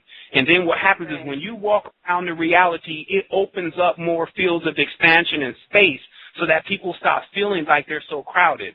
Because really what's around them is like that movie Branded, for the person who asked the question earlier. What is an infertile field? An infertile field is basically a metallic megastructure moving off of an organic electron energy, electricity, actual basic Faraday cage. So, and then you try to speak something in, but remember, now this becomes an infertile field to an organic being, but it doesn't become an infertile field to an inorganic being moving in the L shape. Meaning that an infertile field would be sorry. Well, again, just the realm dynamics is what I call it. In an infertile field, all the bodies that are mathematic move perfectly. Think about it. Right. And then there's prejudice against what is not perfect. You know what really it reminds me of is I recently found out that there was some man, and I cannot remember his name, a scientist who did experiments with rats. And he basically took all these rats in the lab and got them addicted to heroin. And then he took them out of the cages and put them into, like, what may be nasty to us, but would be like a rat paradise. It was like a field with lots of garbage and garbage cans to hide in and all that sort of thing. And these same rats that had been addicted to heroin, once they got in the field that was more natural and supportive of their nature, they stopped using the heroin, even though it was still available to them. And I can see how a lot of the addictions that us humans are caught in, it's the same thing. There are entities, people, beings who know how to manipulate the field to make it acidic enough or basic enough or positive or negative or whatever enough to, like, force certain things out. And I even was seeing in one of my meditations that all the diseases we're experiencing in these, like, viral forms, all the viruses are also already in us, and the field just triggers them. So, like, you know, if you have a virus, it's not like you're getting it out there. It's more like some energy in the field triggered that in you. So they're like very sophisticated check engine lights, and each of these viruses I was shown has like a different message, like something you're not doing properly with your energy field. And I spoke to someone, I'm not going to say his name, who knows about things because he doesn't want to publicly associate himself with that idea yet, but he was saying, like, his research in genetics supports what I'm saying. So, I mean, there's just so many, like you're saying, caller, about, like, popping out of this duality of, like, chicken or egg, and we're just going back and forth, red or blue, Democrat, Republican, blah, blah, blah, blah. Like, pop out of it. Like, why do we have to stay in this silly, tedious game? It's just tedious when I'm a creator, you know? Give me his resistance username, because there's so many usernames, and I've been trying to track people down, but I know them more by their real names than their username. I am James. Go on that page a second. Oh, this James. Oh, man, what's up, James? Okay, see. What's up, homie? The big homie. Oh, man. You know what I mean? That's a man. Okay. He was incognito. No, never incognito. There's nothing to hide anymore.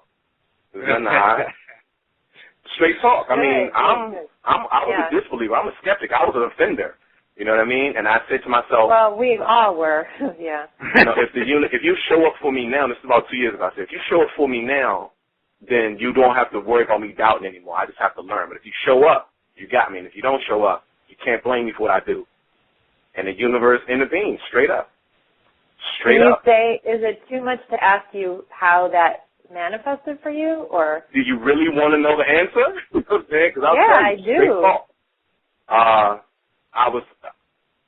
I gone through a process of getting introduced to crystals. So I got a crystal from Baltimore. I was in D.C. at the time. And I just got to the point where I was, just confused.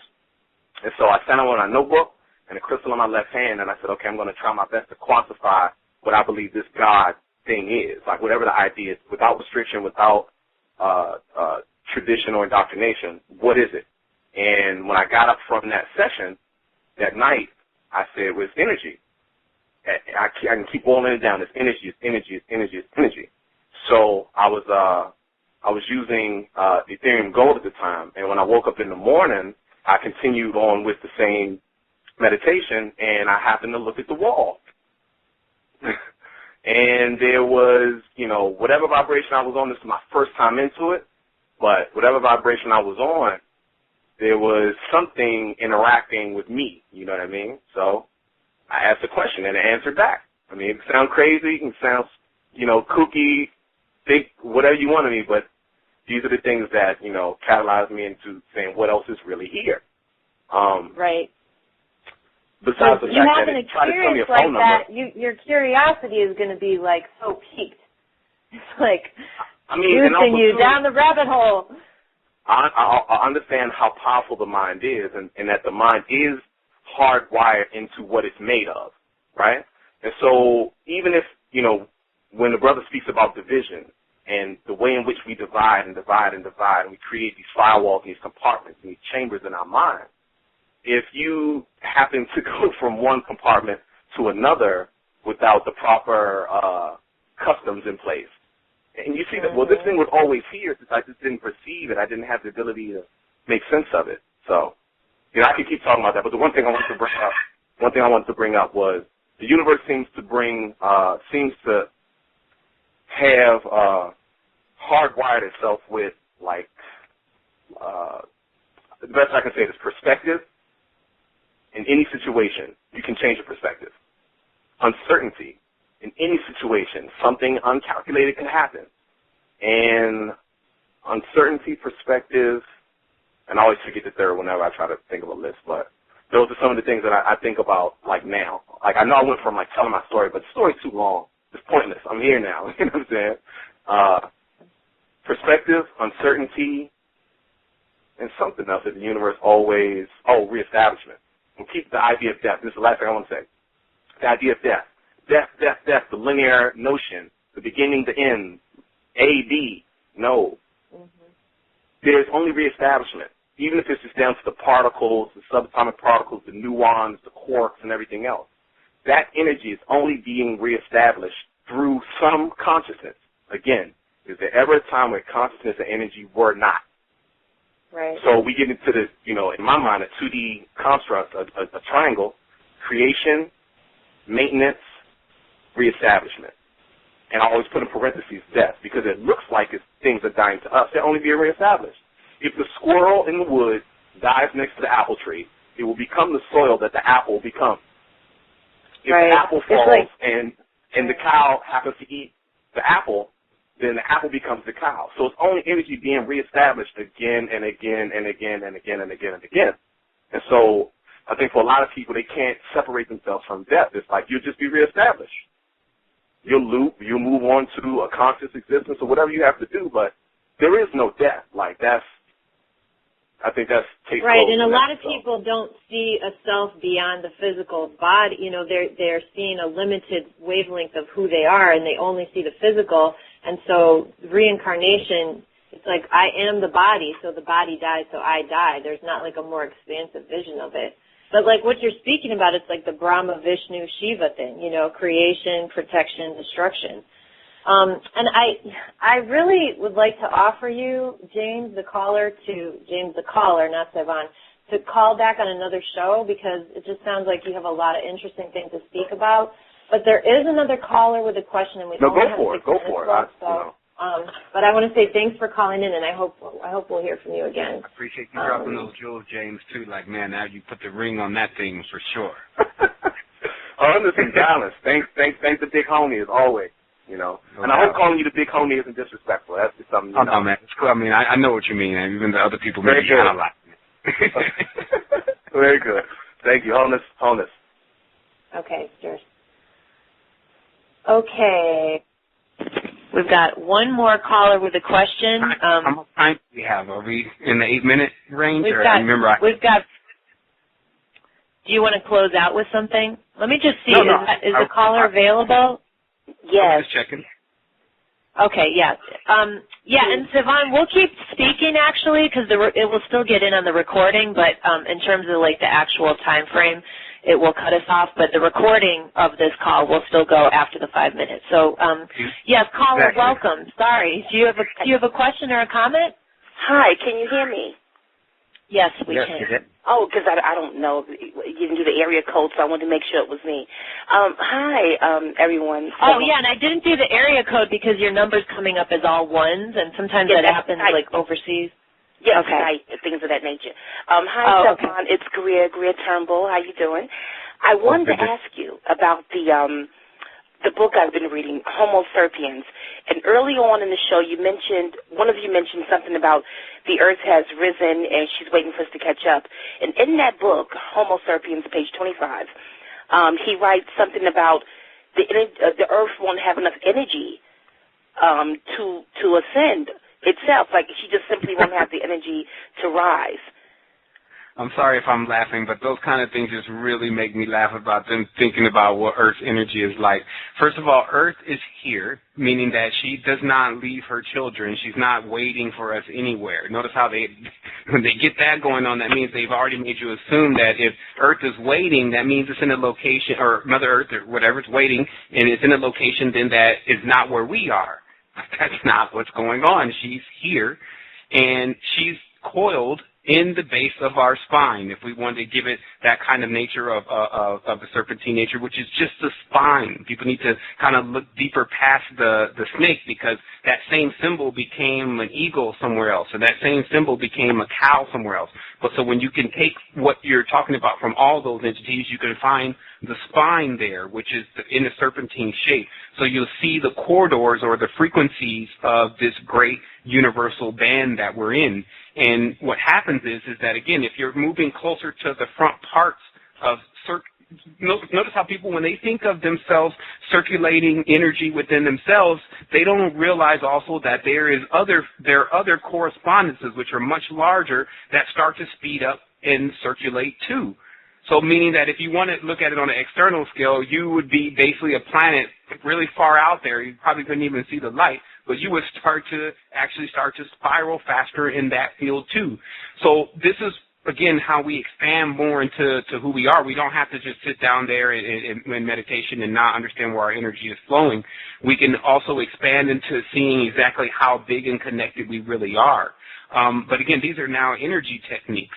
So just for the record, though, these people who are talking about what Earth's up to and where Earth is, they'd be the most disconnected from Earth. Earth is right here. That there is been a skyphing, which is another conversation, but the act of cutting the child's umbilical cord, especially before it stops pumping. But there's been or cesarean, which is basically just Caesar's name. This kind of bringing children into the world, and that's been affecting things to a certain level that has to be repaired on our planet. So this is where there's a idea of disconnection. But notice how if I cut a physical arm off, but still have the camera to see that arm on a Curlian level, it is still there. Meaning, just because you lose a limb on the physical doesn't mean that is lost in the across the planes. This is just thoughts. It's almost like, again, we're being affected by our thoughts. People say that's what's happening. but sometimes we never sit down and say, what are we thinking? And I know that may seem like a riddle in itself, but in reality, to unwrap the riddle, these individuals are trying to define, and they generally have all the same message. It's frightening most of the time. The movie doesn't end good. All the aliens are bad, basically. So that seems to be a redundant story to me. I've learned the story, too. I've learned all the components of it. Now, what I know that the grand entity that I am, which is connected to everything, should realize, okay, now we should go to what's next. It's almost like you have to close the book on, you know now you're everything, okay. Now what do? Step out now. Step out into the world. See the world different. Let the world take you where it wants to show you the real beauty that it still remains here. There's never been one part of the world that hasn't been completely in a perfect shape, while even other parts of the world can be what we see as opposite. The earth is still a very big place. They're just trying to make it seem as small as the internet or as small as what's going on in front of the computer, but we're not experiencing that. We're seeing it through a picture or through a screen. That is where I'm going to get you to pause for 1 second, Sevan, just so I can say for those people we're going to lose them, thank you for tuning in. You can hear the rest of the recording on our website. Okay, we can keep recording, but we ran out of time for it, but I really didn't want to cut you off there. And the caller can still hear you, so you can continue. Okay, I'm glad you did that, because, most people, I've had that happen before. They just get cut off, and they're wondering what happened. Yeah, right. In there, but, okay. But yeah, I think I really pretty much got my point across, is don't let anyone start to dictate to you what is really going on in the planet and inside the planet and where it is for you and where all the energy is, like especially if it's contrary to what we already know is the truth, which is the truth. Notice how we're still reasoning about all this, but there's something about us that's still keeping us sitting here, breathing, talking, the whole time. So the big part about it is done already. Been alive, then we would have some other problems to deal with, basically. You see what I mean? So now we're actually at a level, and this is why I was also going to explain why James was on the conversation. Other people can charge up basically off of your experiences. This is another strange thing, this anomaly of pure energy in an environment of only energy, where ideas even become energy. You got idearians now, people who just live on ideas. But notice how if you tell a person your experience and that experience is truthful, it charged them. But now you may not be charged off of it anymore, and this is what happens sometimes. I call it a paranormal junkie. They've had so many different things happening. When they think something is not happening, they start thinking they're disconnected or something. When they don't realize that they are the happening. It's another reflection. You're out of basically the reflections. They say this is like there's nothing to say there because there's no one to hear it. Everything is inside. Notice even if you're talking to someone, this means there's still something external that you must communicate with.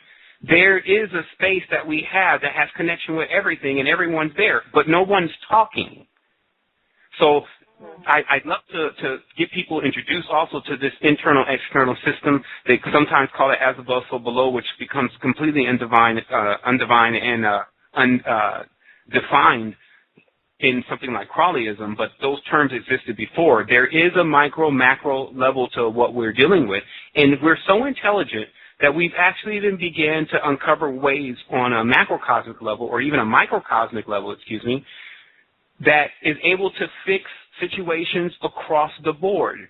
And this is a part of when we come back to the next conversation, which is what should we be doing, is that we have this system here that is set up, and we can actually access the intelligence of how to do certain things. And to make certain intentions within ourselves in certain postures, certain gestures, certain things that we stop eating, certain things that we start eating, that actually metamorphosize entire fields. And there's nothing, and I just want to end this with this, for people to understand that there's nothing that's preventing you from doing this. When you raise into a high frequency, because of the laws of the universe, the low frequency beings cannot touch you. Because many people would actually wonder what if they start like advancing themselves, and then there's this extreme paranoia phase. All of the fears, drugs, or whatever is in there that's causing that. There is this paranormal wall where you wonder if you go too high with this, are you gaining the attention of someone that's going to derail you anyway, so you might as well not do it, especially after you scare yourself off enough of conspiracy. But what happens is it's straight frequency, baby. You really have to understand, as I always say, that how the entire universe is set up is on these frequencies and wavelengths, like slivers. And what happens is that when you raise yours, you go on a frequency that they don't have any control over. They don't exist. They don't have the geometry to interface with it or interface with you there. So what the reward is, and now notice, I mentioned one more thing, Michelle. This is a reward system, not a punishment system. The punishment system was introduced in Shankri with Germans and Nazis, etc. Not Germans, but Nazis, the ones who think they're the prince of the earth, Tanaim, meaning they think they know what angels know. These are the individuals that have introduced certain levels of this system that has become the most corruptive to our minds. But now, time that we actually dissect it and start to work with the energy. Now, remember, for those who can comprehend this, I've broken it into words now, can convert it back to the energy of the organic self.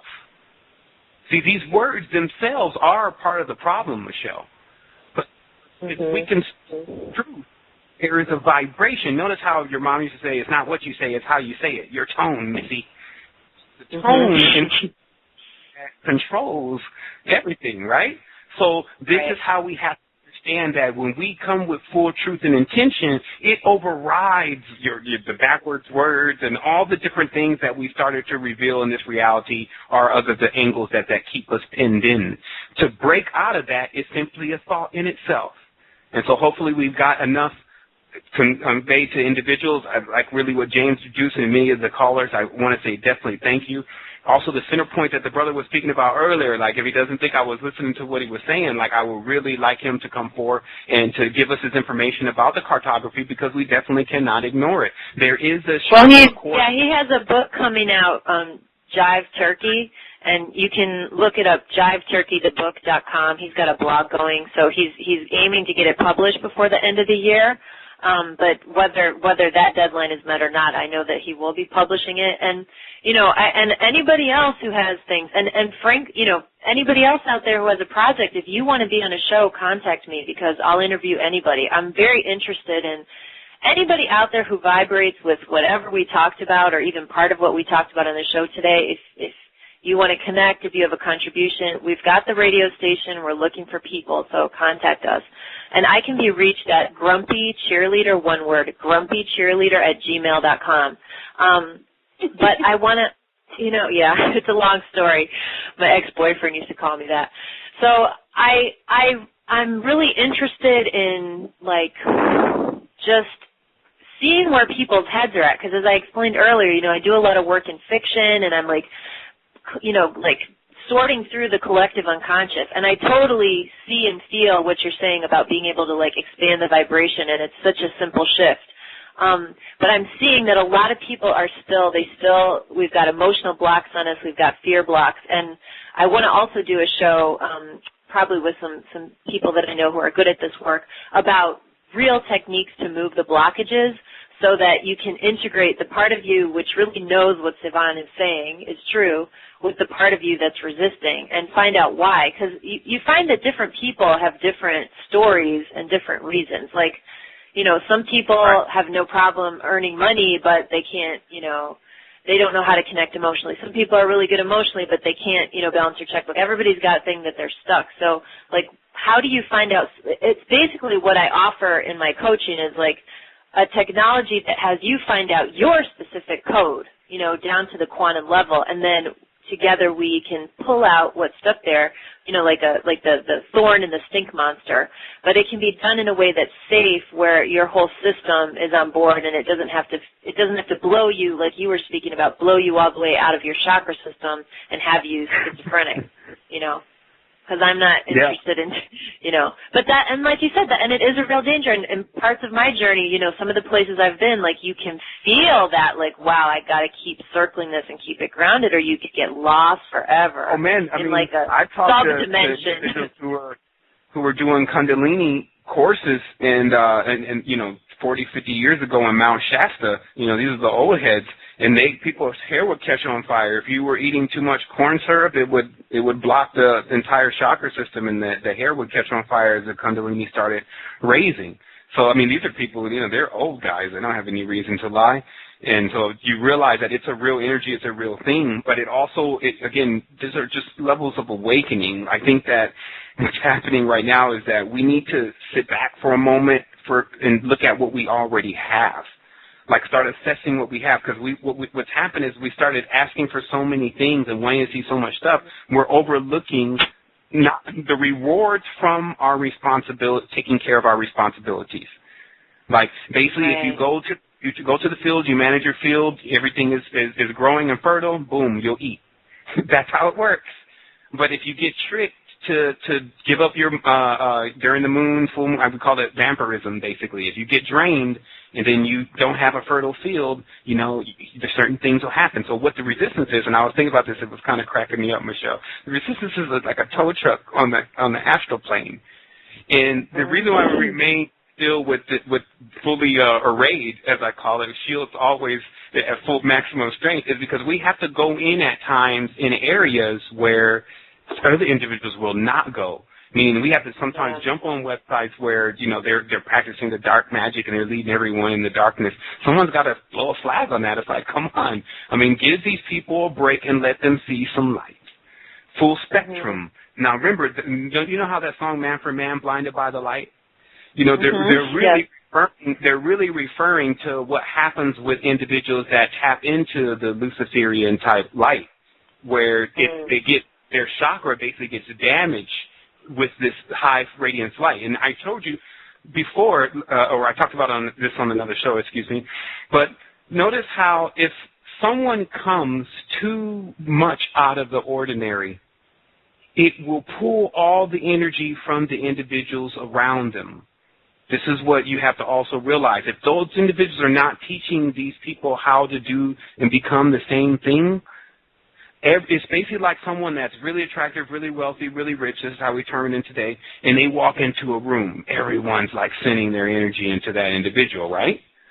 They're wondering, who is this individual, or will I get a conversation with them, etc. So we have to understand that that's why our world also doesn't have too many things out of the ordinary happening, because it always has the danger of the potential of a possible end game. This is why we all have to really start making this expansion together, not as just one person continuing to break the envelope. Because it's very imperative to actually how far many of the people who think they've gotten far can really go. That's the other thing. We're really moving like a family. So the moment that we really start figuring out how to handle some of these problems, we'll be getting some action fast then.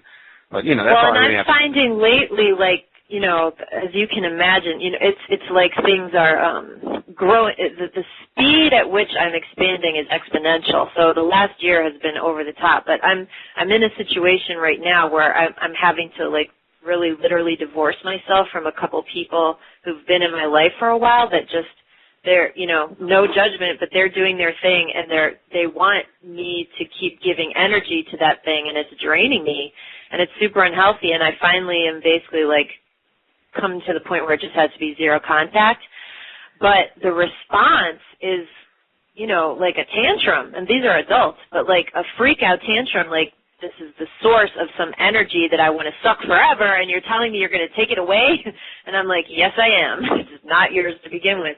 Because, again, a lot of people, they're stuck, and because of the way that their inner system is stuck, to them it really, really, really feels like I'm being a bad person, when really I'm just, stepping back because they've got to control their own energy field. They can't come and lean on mine all the time, So when you as you wake up, it's like every level of waking up, there's other things that pop off that you kind of have to clear out, and it can be real uncomfortable, and it can be overwhelming for me at times, and I can definitely see it gets to certain points, and then even outside of that, in my meditations and everything, where I'm seeing where my growth is going to be headed, it's really overwhelming. I'm just I really can't believe what I'm seeing, but I'm seeing it.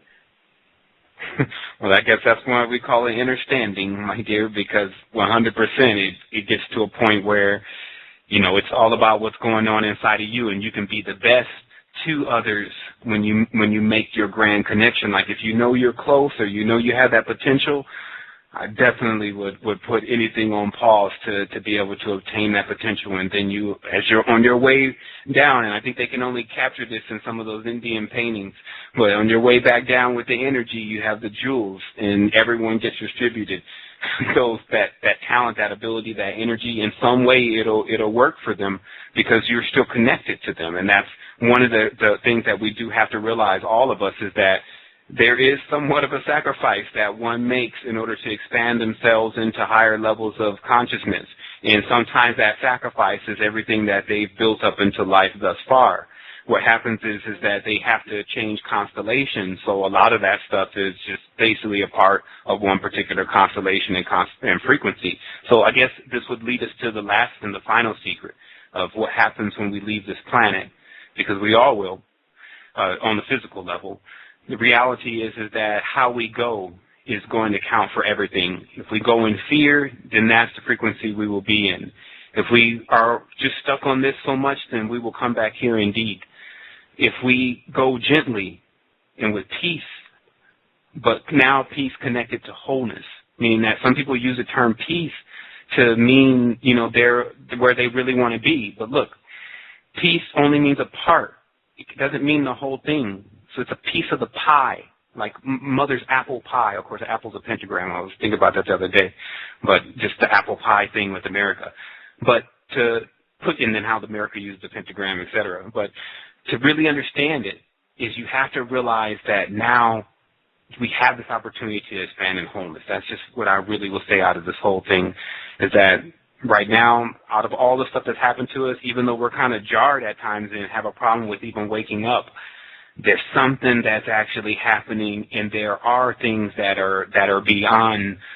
Just the sheer magnitude of those things existing means that we're all right, meaning that I've actually ventured into, and as I talked about earlier, expanding your mind, I ventured into fields that were so intelligent, you knew you eventually had a date with it. I'll just say it like that. Like if you go into a piece of consciousness, all you're doing is basically fast-forwarding. So you know you have a date with that. So that should put a smile on a lot of people's face. And that's all I have to say. Right. Well, you know what? I would like to offer to you that, you know, maybe we do another show about, you know, about just that. Okay, a lot of people listening know they have a date with something. You know, otherwise they'd probably not be interested. They definitely wouldn't get 2 hours into this call. So people are feeling that. So maybe the next show can be about, okay, what is that? Maybe people can call in if they want to talk about what that is for them. Maybe they have a project or a vision or whatever. But, like, we've all done so much work. I mean, you had to have done work to just be able to be in a vibration where you have an interest in this radio show.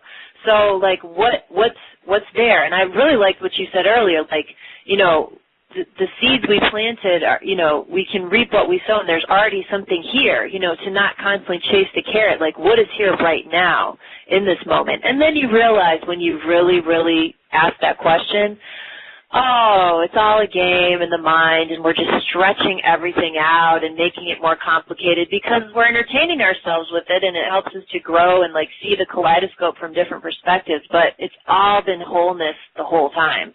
And that, again, is, I believe one of the callers even talked about it, how, you know, there's sort of an embarrassing moment where you start to wake up and you see the game, even though you're like, oh, my God, for the magnificence of humanity that's, like, crumbling in a corner, it is embarrassing. You know, it's like, oh, my God, my magnificence, what happened?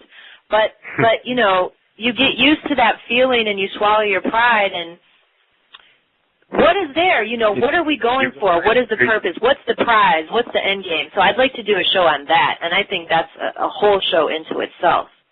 Yeah, let's do it. Michelle, Sevan, can y'all still hear me? Yes, we can. I just wanted to thank you for answering. I was like, I don't know if they still know I'm on. Yeah, but I'm sorry. We got off on a riff, and I never even, got back to you. On? But thank you, Sevan, for answering the question. And, Michelle, do you remember earlier when you mentioned Earth rising? Do you remember when you did mention that? That's what made me think of the question from the book. Okay. No, if you don't remember.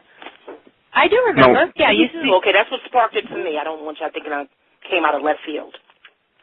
Oh no, your input seemed totally, it made sense to me. Apt. Okay, thank you. Yes, thank you for calling in. Okay, thank you. Well, Sevan, I guess we should, and I'll put you on hold, caller, or on mute rather. You'll still be able to hear us. Sevan, I guess, unless you have something else that you want to sort of mention before we wrap up, I know you've already given us over 2 hours of your time, so I'll kind of let you close out. Other than asking you about that future show, is there anything else you want to add? No, actually, I think we had a very well-rounded conversation. I mean, it really spanned into a lot of things and actually got a lot of questions answered, I'm sure. So there's really not much to add to that. Of course, I'm looking forward to the next show. And, yeah, let's just keep bringing it. It's just infinite well. Like all of this stuff, when you really figure out everything that's going on, you realize we create energy through thoughts.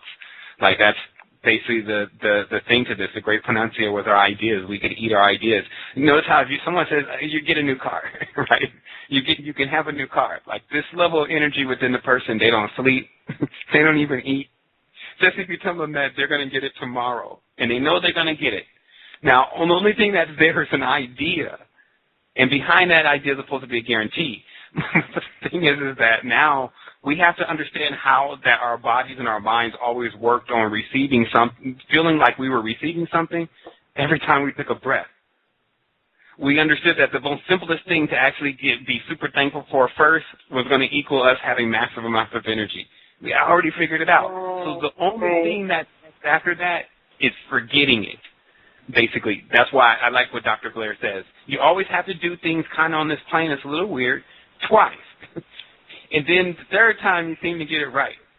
I guess it has something to do with us being on the third planet in the third dimension. But seriously, at some point here, people should realize that after certain things start happening to you a certain period of time, a certain amount of times, you eventually actually grow from that anyway. So I think that's what all of us are experiencing. We're starting to see, look, I can't just run around here acting crazy forever. It's not about what my mom thinks anymore. It's not about what everyone else is thinking about this. It's actually something I'm starting to look at about myself. Then you identify basically what I call the eidolon, and we're not going to get into this too much in the show, but you start seeing this falsified character that has been built up based on the integers of the reality and how they've been affecting you.